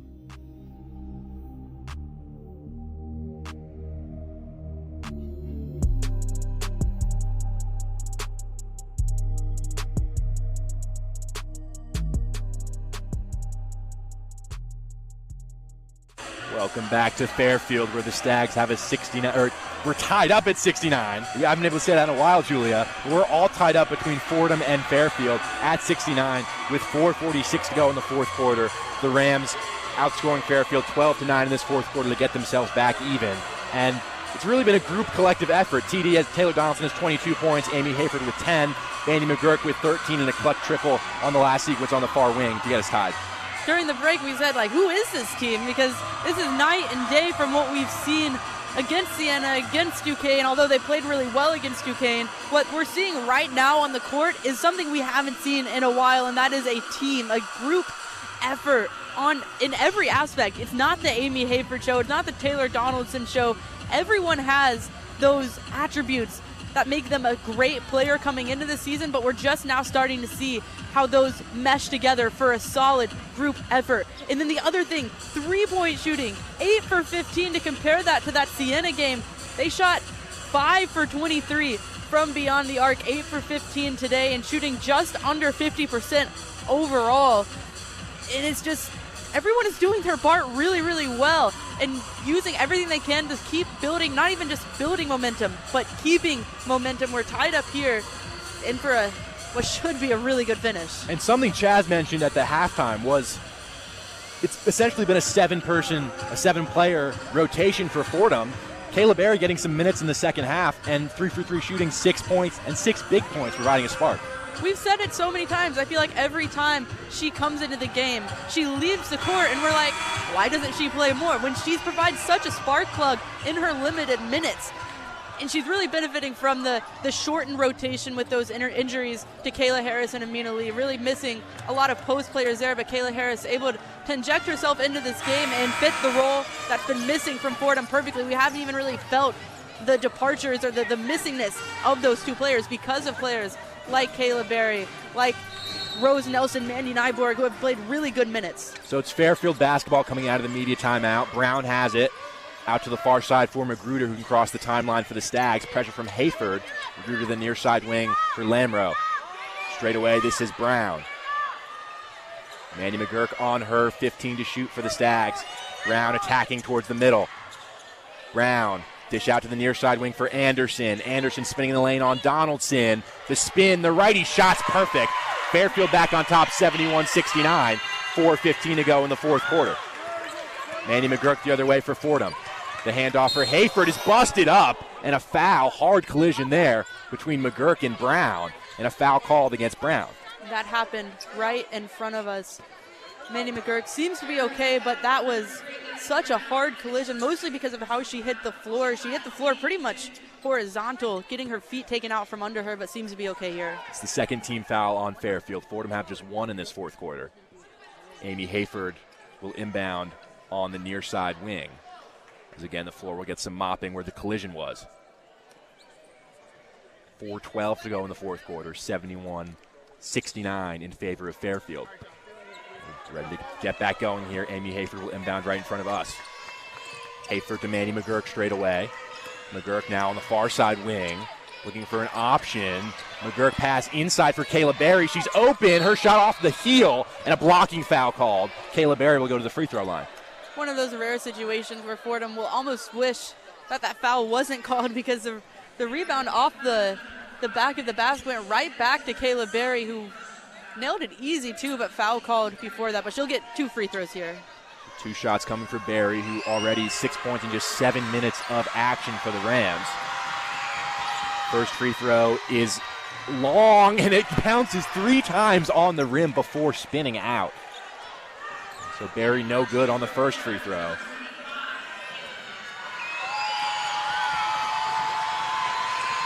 Second shot's perfect, though. It's a 1-point game with 4:03 to go in the fourth quarter, and Berry will check out for Miranda Nyborg. In the backcourt, Magruder will inbound for Fairfield. Some pressure from Fordham. Brown to Magruder on the far side. Brown again. McGurk almost got the steal, but Brown able to accelerate across the timeline. At the free throw line, dishes to the near side wing for Beach. Up top again, Brown. Swung out to the far side wing for Lamro. Into the post for Beach down low against Donaldson. Brown straight away. Has some space. Her three-pointers off the heel. Matilda Flood got the rebound, and a foul called underneath against Fordham. Foul on Fordham. Battle for the loose ball there. Matilda Flood may have been a little too aggressive there. Commits the foul. Fairfield keeps possession here. Brown will inbound underneath, 3:43 to go in the fourth quarter. They lead by 1. Brown looking for an option, gets into Lamro on the far side wing. Up top for Beach to the near side wing, Magruder. And a whistle and a foul called against Mandy McGurk, I believe. It's the third team foul against the Rams. Quick fouls, too. Fordham, last thing they need right now to stunt this momentum they've created is to get into foul trouble. That's 2 quick fouls for Mandy McGurk coming out of the timeout. Lamro to inbound on the near side, gets it into Brown up top. For Lamro on the wing. Brown again to the far side for Magruder, into the short corner for Beach. For Anderson, rather. Anderson working against Donaldson, into the lane. In the post, Anderson with the right hand again. The post moved to perfection. 73-70 Fairfield. 3:18 to go in the fourth quarter. Amy Hayford the other way. Handoff up top for Mandy McGurk. McGurk, the screen from Nyborg. McGurk to the mid-range. Matilda Flood, the straightaway 3, off front rim and out. Fighting for the rebound down low is Taylor Donaldson. She's fouled. And Fordham will keep possession here, down by 3 with 3:06 to go in the fourth quarter. The shooting struggles for Matilda Flood continue to pile up. Good to see that it's not affecting her confidence in continuing to shoot, but having another tough performance. 3 for 14 now from the field. It's the 4th team foul on Fairfield. The next one will put Fordham at the free throw line. Mandy McGurk to inbound underneath. Out to the far side wing for Taylor Donaldson. Donaldson circling around the lane with the left hand. She floats it up and in. 73-72, under 3 to go in the 4th quarter. Janelle Brown the other way for the Stags. Out to the far side wing for Lamro. Lamro gets to the paint on Flood. Flood blocks it away. Ball out of play on the baseline. Last touch off of Matilda Flood. Fairfield basketball with 19 to shoot. And despite the shooting woes Matilda Flood has seen, she still continues to be intense and tenacious on the defensive end there. Anderson backing down on Nyborg. Again, she gets inside. Anderson has mastered that post move. 75-72 Fairfield. Mandy McGurk on the far side wing with 2:30 to go in the 4th quarter. McGurk to the baseline for Miranda Nyborg now. McGurk on the far side wing. McGurk circling towards the middle. The bounce pass for Hayford. It comes now for Matilda Flood. Straight away for Mandy McGurk. Inside for Miranda Nyborg, top of the key. McGurk, the near corner 3 off side rim and out. And underneath, that's a foul against Fairfield as Brown again ran into McGurk. It's going to be a foul on Beach underneath. That's the 5th foul on the Stags. Rose Nelson is in the game for Miranda Nyborg. Maybe trying to solve that post issue of Megan Anderson. But 2 shots coming for Taylor Donaldson with Fordham in the bonus. Mandy McGurk has just been on the wrong end of so many collisions in the second half.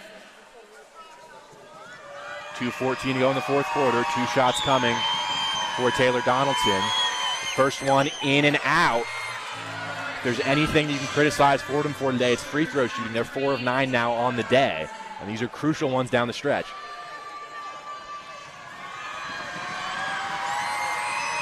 Second free throw from Donaldson is good. 75-73 Fairfield. 2:14 to go in the 4th quarter.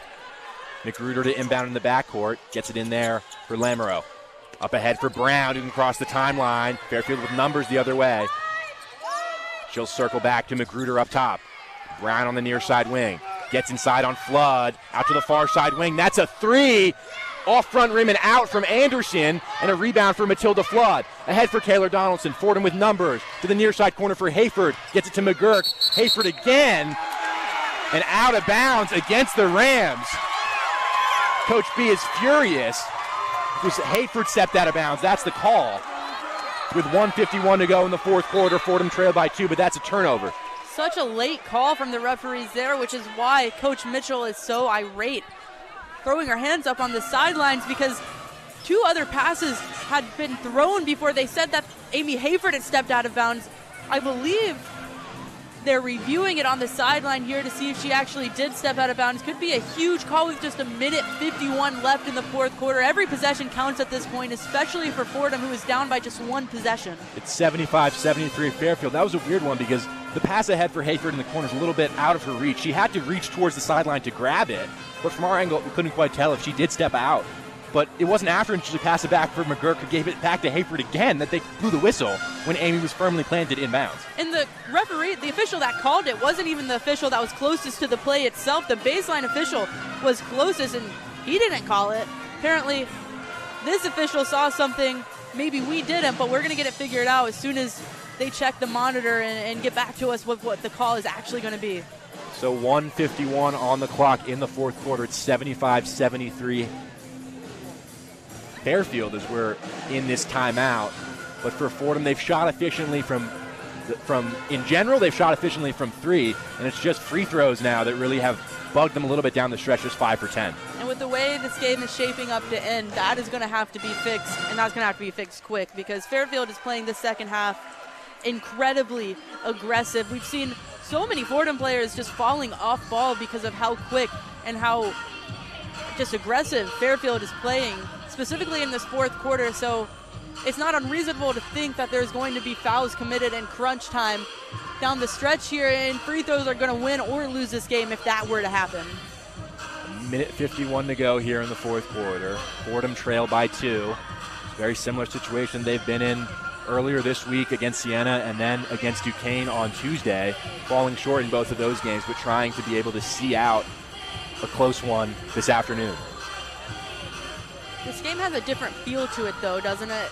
It feels like Fordham's been more in this game consistently. The Duquesne game, the whole first half was, it was pretty even, but in the third quarter, Duquesne really pulled away, and that had a bit of a weird feel. Siena, although it was close, it never really felt like Fordham were going to get back in that game just because of how poorly they were shooting. And Fordham has gotten this game tied in the fourth quarter, which is something I don't believe we saw against Siena. Although the game was close throughout the entire game after that disastrous first quarter, Fordham has really cleaned up the game from start to finish here, never getting out to an insane lead as they overturn the call now. Fordham basketball after the review, the Rams will keep it. Judge Hayford did not step out of bounds, something we probably could have told you.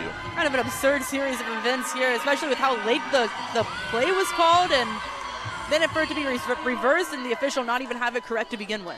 So Taylor Donaldson will inbound right in front of the Fordham bench on this near side in the front court. 1:51 to go in the fourth. Rams trail by 2. Donaldson gets into Mandy McGurk in the near side wing. McGurk for Donaldson in the corner, working on the baseline. TD back up top for Matilda Flood. Takes a shot in the lane. Rose Nelson now in the short corner. Up top for Mandy McGurk. McGurk with Hayford trying to work around his screen. For Donaldson, Fordham have 9 to shoot. Donaldson, the far side wing. She'll launch a 3. That's too strong off the heel. Rebound, Nelson fighting for it. She lost it. Anderson able to gather and hand off for Brown with 1:25 to go in the fourth. Fairfield ahead by 2. Near side wing, this is Lamro. Up top for Anderson. Anderson pushes it to Magruder. Magruder makes her move in the lane, spinning on Donaldson. Straight away for Anderson again. Anderson gets inside. 2 Rams on her as she tries to work in the post. And it's going to be a jump ball. Possession arrow in favor of Fordham. We saw Anderson do that post move so much, but now it's going to be Fordham basketball with 1:05 to go in the fourth. And this is why it's good to have a team that puts so much emphasis and focus on the defensive end. Big possessions here down the stretch. Under a minute to go. Fordham down by 2. Mandy McGurk with the ball straight away for the Rams. McGurk to Matilda Flood on the near side wing. Out to the far side, McGurk. She'll launch a triple off the side of the backboard and out. Rebound, last touch off of Fairfield as it came out of play on this near side right in front of us. Fordham will keep the basketball as Fairfield asked for a review. 50.7 to go in the fourth quarter. Doesn't seem like they're going to... Oh, they will. They will review it. They're going to take a look at the monitor. The call on the court is that it's going to be Fordham basketball with 16 seconds to shoot on this near side as Mandy McGurk's 3 didn't hit the rim. But a lot of threes as Fordham tried to take the lead here in the last couple possessions, none of them really going. You'd like to think they want to work maybe a higher percentage shot than that. I don't hate the shot, though, from Mandy McGurk just because of how open she was. And that's her specialty, is beyond the arc three-pointers.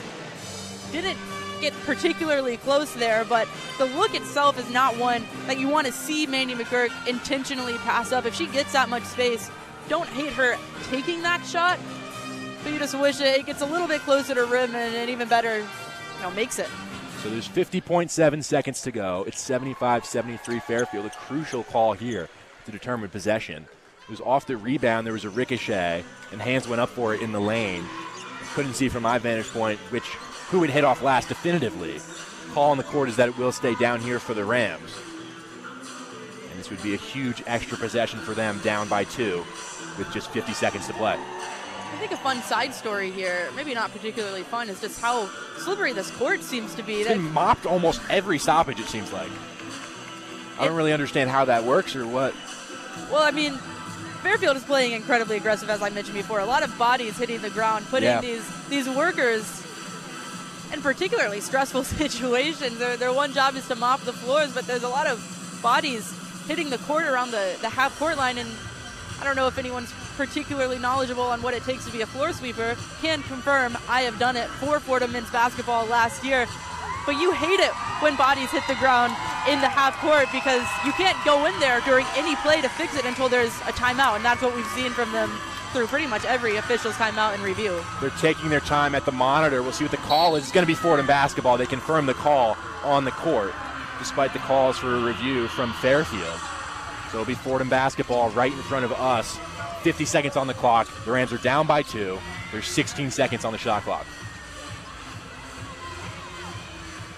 Amy Hayford will inbound for Fordham. Hayford into Mandy McGurk. Up top for the Rams. 13 to shoot. McGurk for Nelson on the far side wing. Nelson working inside. Matilda Flood up top now. Mandy McGurk on the near side wing. Fordham have 5 seconds to shoot. Mandy McGurk has to get a shot up with 2 seconds. The runner won't hit the rim, and that's a shot clock violation. Not a great possession for the Rams there. 34.8 to go. 30 seconds on the shot clock. Most likely Fordham will have to foul here down by 2. When you have Taylor Donaldson and Amy Hayford on the court, the last thing you want is Mandy McGurk dribbling the ball until the shot clock runs out and getting off a off-balance, poor look. Got to pass it off before then and get at least a decent look open for either Donaldson or Hayford. I think a big strategy from Fairfield here down the stretch has been to just deny the ball to Donaldson and Hayford wherever they can, off inbounds or even when McGurk has it up top. Just deny the entry in the first place. Said it before, Fairfield and Fordham have a lot of commonalities in their approach to games this season, and that's limiting good looks, just focusing on defense and hoping it translates into offense, and Fairfield able to really pick it up down the stretch. So it's Fairfield basketball here after the timeout. There's 34.8 to go on the game clock. 30 seconds on the shot clock as they'll inbound in the front court. The Rams should foul here pretty quickly, or maybe try to get a steal in the first couple seconds, but then you need to get a foul. Magruder will inbound in front of the Fairfield bench, all the way in the backcourt for Brown. 33 seconds. Matilda Flood against Brown. No foul coming. Brown getting inside. 27 seconds to go. 20 on the shot clock, 23 on the game clock. Brown at the Fairfield logo against Flood. Makes her move. She's winding this clock all the way down. Looks like Fordham are not going to foul here. 10 seconds on the shot clock. 13 on the game clock. Brown still straight away. Brown gets inside on Nelson now to the far corner. That's going to be a 3, an air ball, and a shot clock violation with 3 seconds to go. And Coach B trying to get that timeout in with 2.8 seconds to go. And there's a player down. It's Magruder in the paint in the backcourt. I'm not sure that ball ever hit the rim. So I don't know why we were still going anyway. Good move by Matilda Flood to drive the ball down just in case, because I guess you never really know what the referee's call is going to be, but we're still not completely sure about what's going to happen here with an injured player, and if Coach Bridgette Mitchell got that timeout in, or if they're going to call the shot clock violation. A lot of possibilities here. We're not particularly clear. I don't think the ball ever hit the rim. It definitely didn't. But if it didn't, that's a shot clock violation, even as Fordham are trying to break back. But if possession changed before the shot clock violation, because Matilda Flood did go in for the steal there. Very confusing play. I do believe the shot clock ran out before. It's going to be a foul. I think a foul was called in the backcourt as Fordham tried to advance it, and Fordham are going to get free throws here. With 2.8 to go, 2 of the biggest free throws of the season so far. It's going to be Matilda Flood to take them. She can tie the game by making both. There's 2.8 on the clock. So I guess what they called was Matilda Flood regaining possession before the shot clock actually went out, and then her advancing it up the court and got fouled. They're going to check to see. They're going to check to see if the clock started at the right moment after the foul. They said they're not going to review if it's a shot clock violation, but they are going to check to see how much time should be on the clock after the foul was called on the floor. Well, that benefits Fordham, yeah. I would have to say. Well, either way, you kind of need to knock down these 2 free throws with 2.8 to go in the fourth quarter. Matilda Flood will take them for the Rams. 2 for 2 on free throws on the day is Matilda Flood. Her only points against Siena were via free throws. Went 1 for 2. Gotta think these are the biggest free throws of her season, particularly probably her career. Doesn't get much bigger than this. 2.8 seconds left. 2-point game can force overtime. And Nick, for your last game doing play-by-play for Fordham women's basketball, I'm sure you'd like at least 5 more minutes more of some extra basketball. I don't want it to end. I would like Fordham Matilda Flood to knock down these 2 free throws. But just to recap what happened on that last sequence, Brown drove to the lane, got her shot up, but didn't hit the rim. The second chance didn't hit the rim either. Matilda Flood grabbed it, and as she streaked back the other way, a foul was called on Fairfield. Fordham in the bonus will go to the free throw line, and now they're reviewing to see how much time should be on the clock. Right now it's 2.8, but to me it looked like it ran a little bit longer than it should have after the whistle. I agree. And this would be a cool point to have instant replay up on what is, I have to say, a pretty incredible Fairfield arena here. They have a great Jumbotron. Unfortunately, no instant replay. So I know I speak for both of us, and we're both still a little bit confused on how that play actually shook out. They're showing the fan cam instead of the crucial play down the stretch. But now it's just a matter of the timing. Matilda Flood will shoot these free throws. 3 timeouts remain for each team. Could see another situation like against Siena where if she misses the first one, you intentionally miss the second one to try and get possession. And Mandy McGurk's case, who was in that situation against Siena, tried to miss it, banked it in. Fordham, of course, ended up losing that game. If you miss the first one, you might have to get creative on that second free throw. Right. Fordham, good on the glass, generally speaking.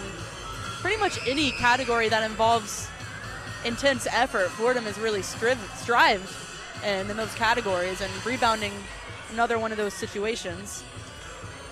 But they're taking a long time on this review to try to get that timing exactly correct. Crucial here with such little time left on the clock.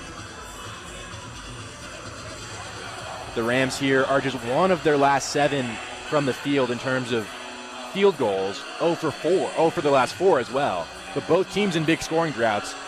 Fairfield hasn't scored in the last 2:37, Fordham not in the last 2:11. Again, referee still at that monitor, trying to get the clock sorted.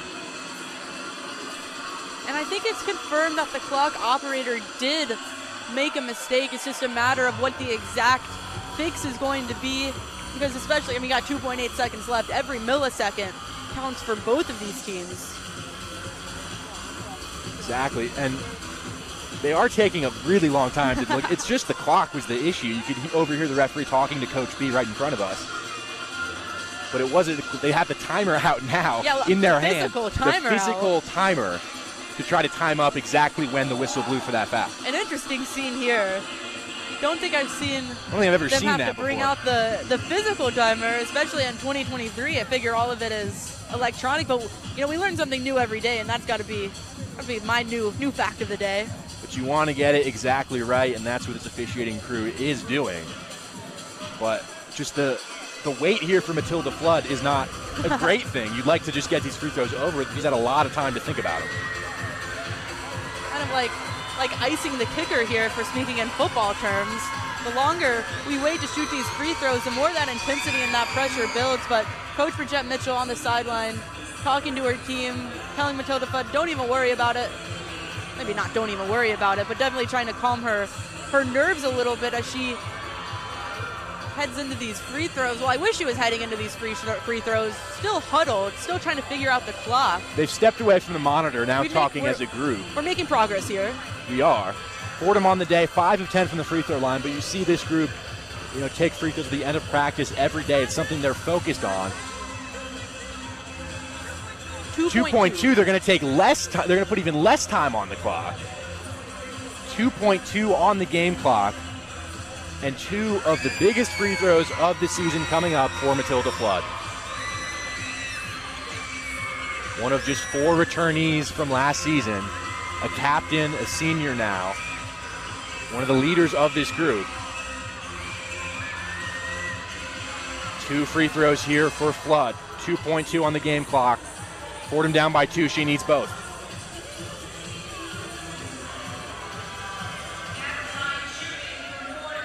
And here we go. 2 shots coming from Matilda Flood as the Fairfield crowd tries to make some noise. First one from Flood is good. It's a 1-point game. She needs the second as well.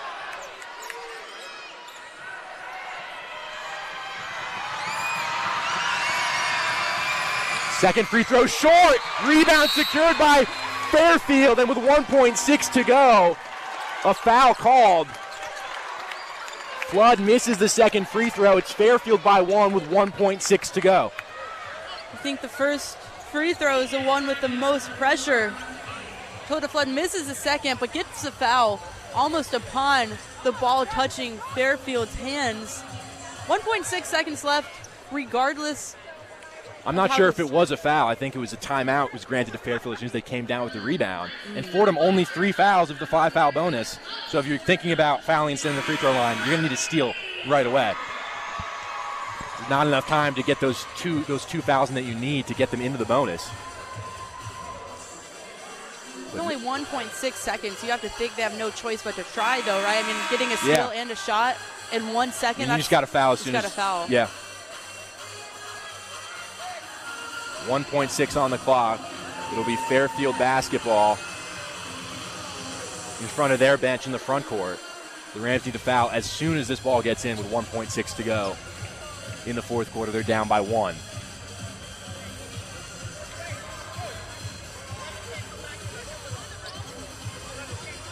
Looking on the bright side, though, for Fordham and what's a particularly bad situation for them in their hopes to win this game, it doesn't really matter if they make the free throws if they can get to that point, because with 1 second, what's going to be less than 1 second by the time they get an offensive possession, it's going to be a 3-ball regardless. So, whether that's 1 free throw make, 2 or 0, it's going to be a 3-point shot that extends this game, wins it, or if they miss, loses it. Fairfield just have 1.6 seconds to kill here. Again, the next Fordham foul will not put Fairfield in the bonus. They're 2 away from that.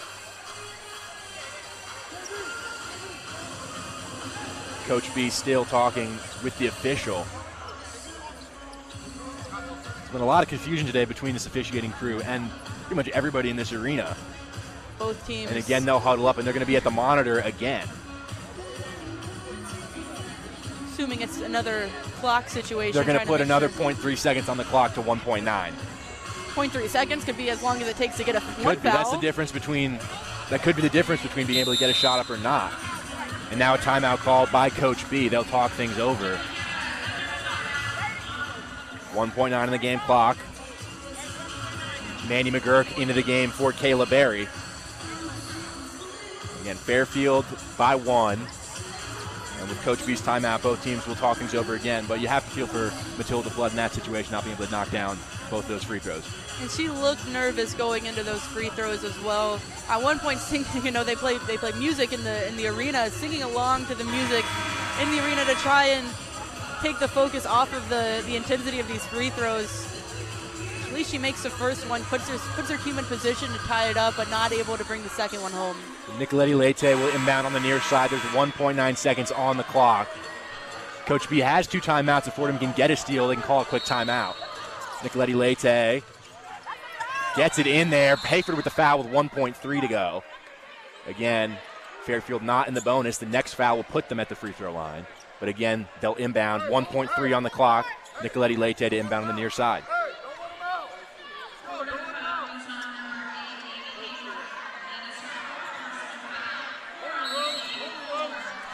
Again, Nicoletti Leite, and a foul called by Rose Nelson before the ball was even inbounded. And Fairfield will go to the free throw line here. 1.3 to go in the fourth quarter. 2 shots coming for Anderson. For Fordham, if there's a miss, you got to call a timeout immediately. If there's a make, you call a timeout immediately. But 2 shots coming for Anderson with Fairfield up by 1. 1.3 to go in the fourth quarter. First shot from Anderson swishes home. It's a 2-point game.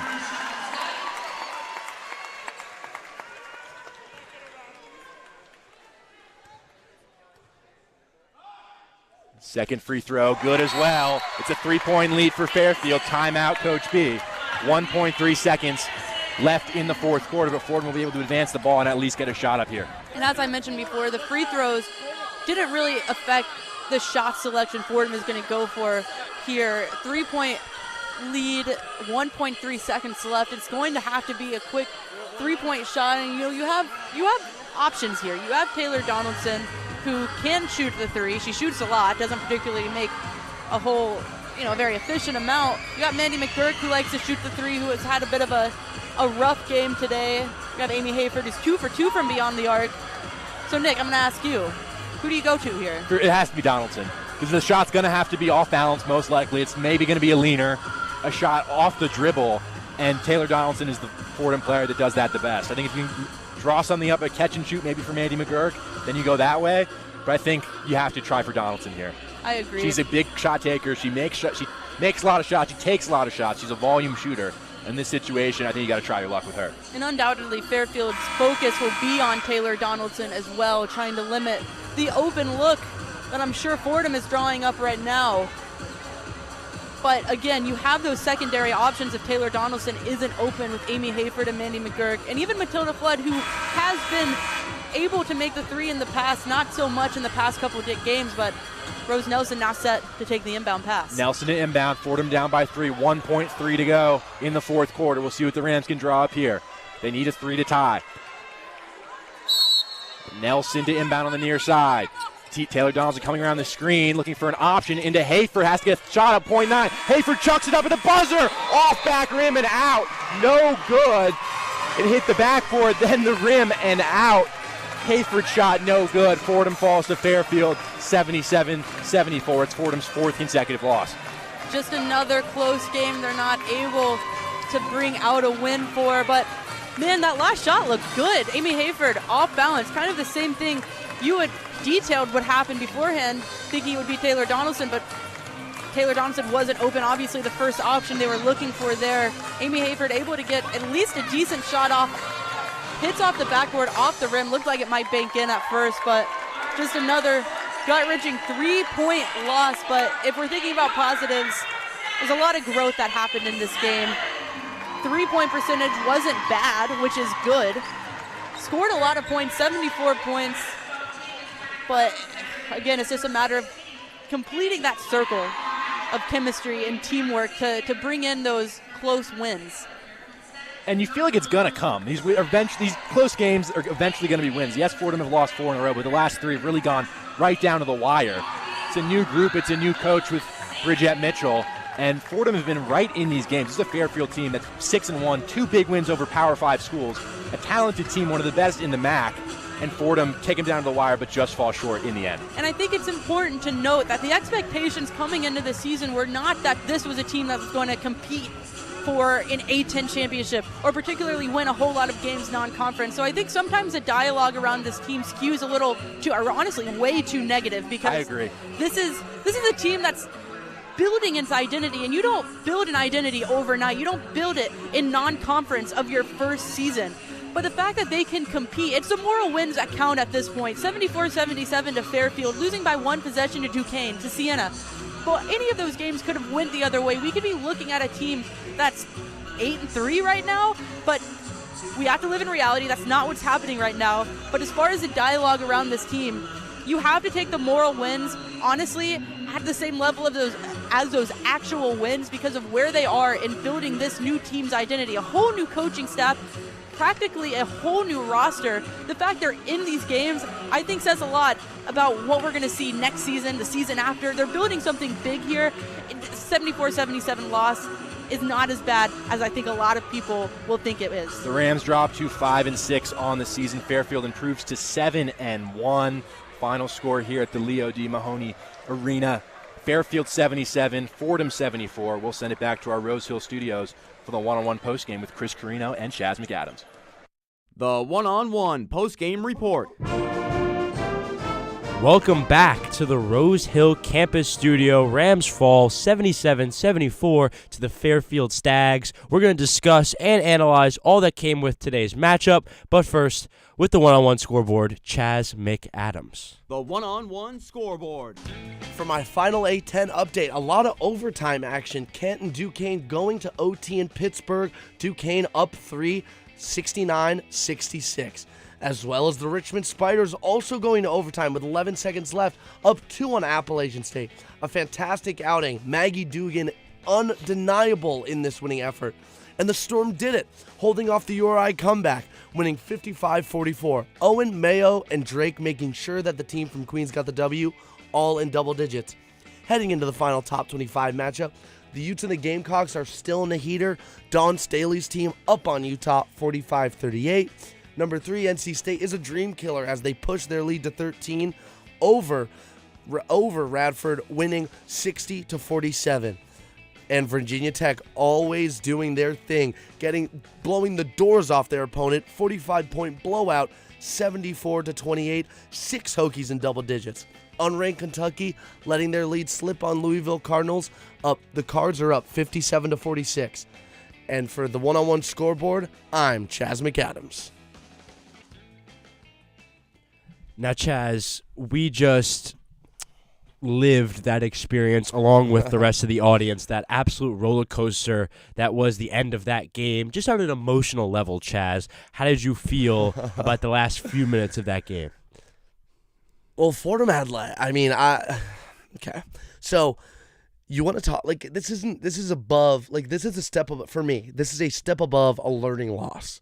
I don't really do moral victories. I think at the end of the day you got to win games, but the two closest games that these Fordham squads have been versus a team that is top 5 in their conference, Duquesne, a week ago, and the number 1 team in the MAC.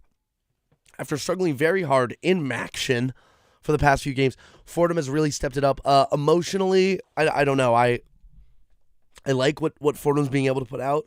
The offensive production's definitely improved, but still some steps need to be taken for this team to be ready to really compete. Yeah, and you said it probably in the fourth quarter or third quarter that if the Fordham Rams could pull this out, it'd be the biggest win of their season. Oh, absolutely. And it felt down the stretch they really had a few opportunities to really win this game and go out and get the W. What did you kind of think about their chances toward the end of the game, and maybe the chances changing drastically throughout from first quarter to fourth quarter? It's undeniable how important this game was going to be on the schedule.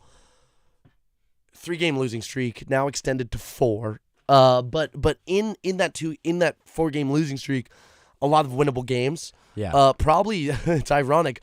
The 2 that Fordham was slated to lose were probably the 2 that were closest to real life wins. Yeah. So, but me, they also had a 3-game win streak before the 4-game losing streak as well. The Rams are going to be fine. The duality of the Rams. One horn, the other horn. I was very inclined to think that the Rams, because they got 4 shot opportunities towards the end. I mean, there was a travel, a foul on an O board, a reversal on a stepping out of bounds for Hayford, a Manny McGurk 3 that was tipped out by Fairfield. I think that there were a lot of chances they just couldn't get it done. At some point, this was a good. I hate saying good loss. This was a good loss. Mm-hmm.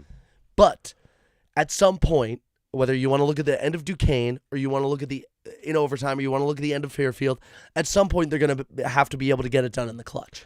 And again, this is a new squad that hasn't played together a lot, so it's understandable that they don't have the chem for icing your veins moments, but it has to get there by at least halfway through conference. Yeah, and in the halftime report, we talked about Amy Hayford and her position change and the different lineups that they were putting out there this afternoon, but we didn't talk a ton about Taylor Donaldson. Taylor Donaldson, absolutely fantastic performance today, led the game in points, both teams, 25 points, 10 for 20 from the field, very efficient, even more efficient, 3-point line, 4 for 8, 4 threes for Taylor Donaldson, matched up with a free throw as well, 6 rebounds and 2 assists, just an absolute stat patter of a game for Taylor Donaldson against some really, really, really legitimate competition in the Fairfield Stags. What did Taylor Donaldson show you today? Because obviously, last week or a week and a half ago, we saw her have almost set the single game Fordham women's point record with her 35. What would I call it? A breakout game, or just a? It's like I'm here game. I'm here game. Yeah, an establishing her establishing game of the season. But it seems now that she's starting to perform and starting to make it kind of a consistent appearance for her. 25 points, a lot of scoring for her. What did you see from Taylor Donaldson this afternoon that really made you excited not only about this team but the rest of the season going forward? I mean, Taylor Donaldson showed me exactly what she's capable of, which is being the best scorer on the floor in any given women's basketball game across the country. She is, in terms of isolation scoring, I don't know if there's a better player in the A10. Wow. I mean, in terms of off the dribble shooting, she is gross, man. Like she 4 for 8 from 3, 10 for 20 from the field. TD, this team is so much more than her. But if you just look at the stats, you're like, this team is carried by TD. If you see the wins and whatever's going on, but the way that Donaldson's been playing as of late, if her teammates can rise to her level of scoring, if her teammates can rise to like 2/3 of her scoring, Fordham is going to be a problem in the A10. Right. And you said in your first response when we were talking in the beginning about how you don't necessarily buy into moral victories. But we look at this game, obviously a Fairfield side that's been very impressive this season, only loss coming against a top 5 opponent.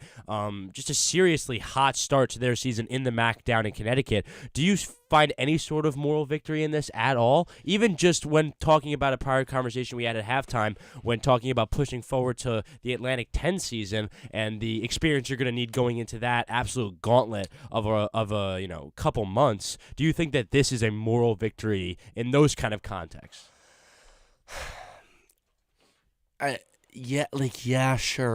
Sure. I mean, I'm not again trying to dog on the team. This is just like a personal thing about like sometimes, like at the end of the day, you have to end up with more points than the other team. That just has to happen. Of course. I don't want the people that are fans of this team and the people that are covering it to get into the habit of how many times can we say moral victory in a year, right? Right. At the end of the day, you got to close it out. You should close it out. But this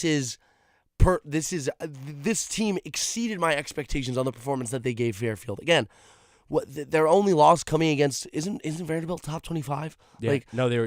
Vanderbilt top 25, getting 2 wins against Power 5 teams. Like Fairfield is a good team. I think Vanderbilt was in the top 5 when that happened, actually. Exactly, and the fact that Fairfield kicked them out of top 5 rankings shows me that this team is not to be messed with. And Fordham messed with them a little bit. People are going to look at this game and think, wow, Fairfield really just screwed on that one. Taking Fordham to a team that lost to Siena. Taking to Guzman, no. That's what the misconceptions, like Julia Moss was saying, fantastic broadcast from her. The misconception on this team is that they're playing even at their average right now. Yeah. You got to realize 4 holdovers from last year. It's a new team, new identity, new coach, new system, new everything. New. The fact that they were able to string together wins, the fact that they, like a team that has barely played together, can take Duquesne to overtime, that can take someone that knocks someone out of the top 5 to the wire, is very impressive. This team will be here for the rest of the season. A lot of them are seniors. It's a lot of theirs last year. They are going to leave it all out on the floor. If I see that translate to on-court play, A10, watch out. Yeah, still a lot of potential being waiting to unlock for this Fordham Ram team. A lot of potential in the wayside, waiting for it to be used as we make the final push into the Atlantic 10 in conference part of the schedule. That's it for us here at the Rose Hill Studios here in the Bronx. Fordham falls 77-74 to the Fairfield Stags down in Connecticut. Fordham Rams are back in action on the 21st as they travel down to Charlottesville, Virginia to face off against the ACC's University of Virginia Cavaliers. For us here at Rose Hill, Zach Cordova on engineer duties, Brian Raybacks on production, and on analysis and updates, of course, the Chaz McAdams. Our sports director is Bobby Chaffardini. I'm Chris Carrino. This is a production of WFUV Sports, and on behalf of everyone in our whole crew, enjoy the rest of your weekend, everybody.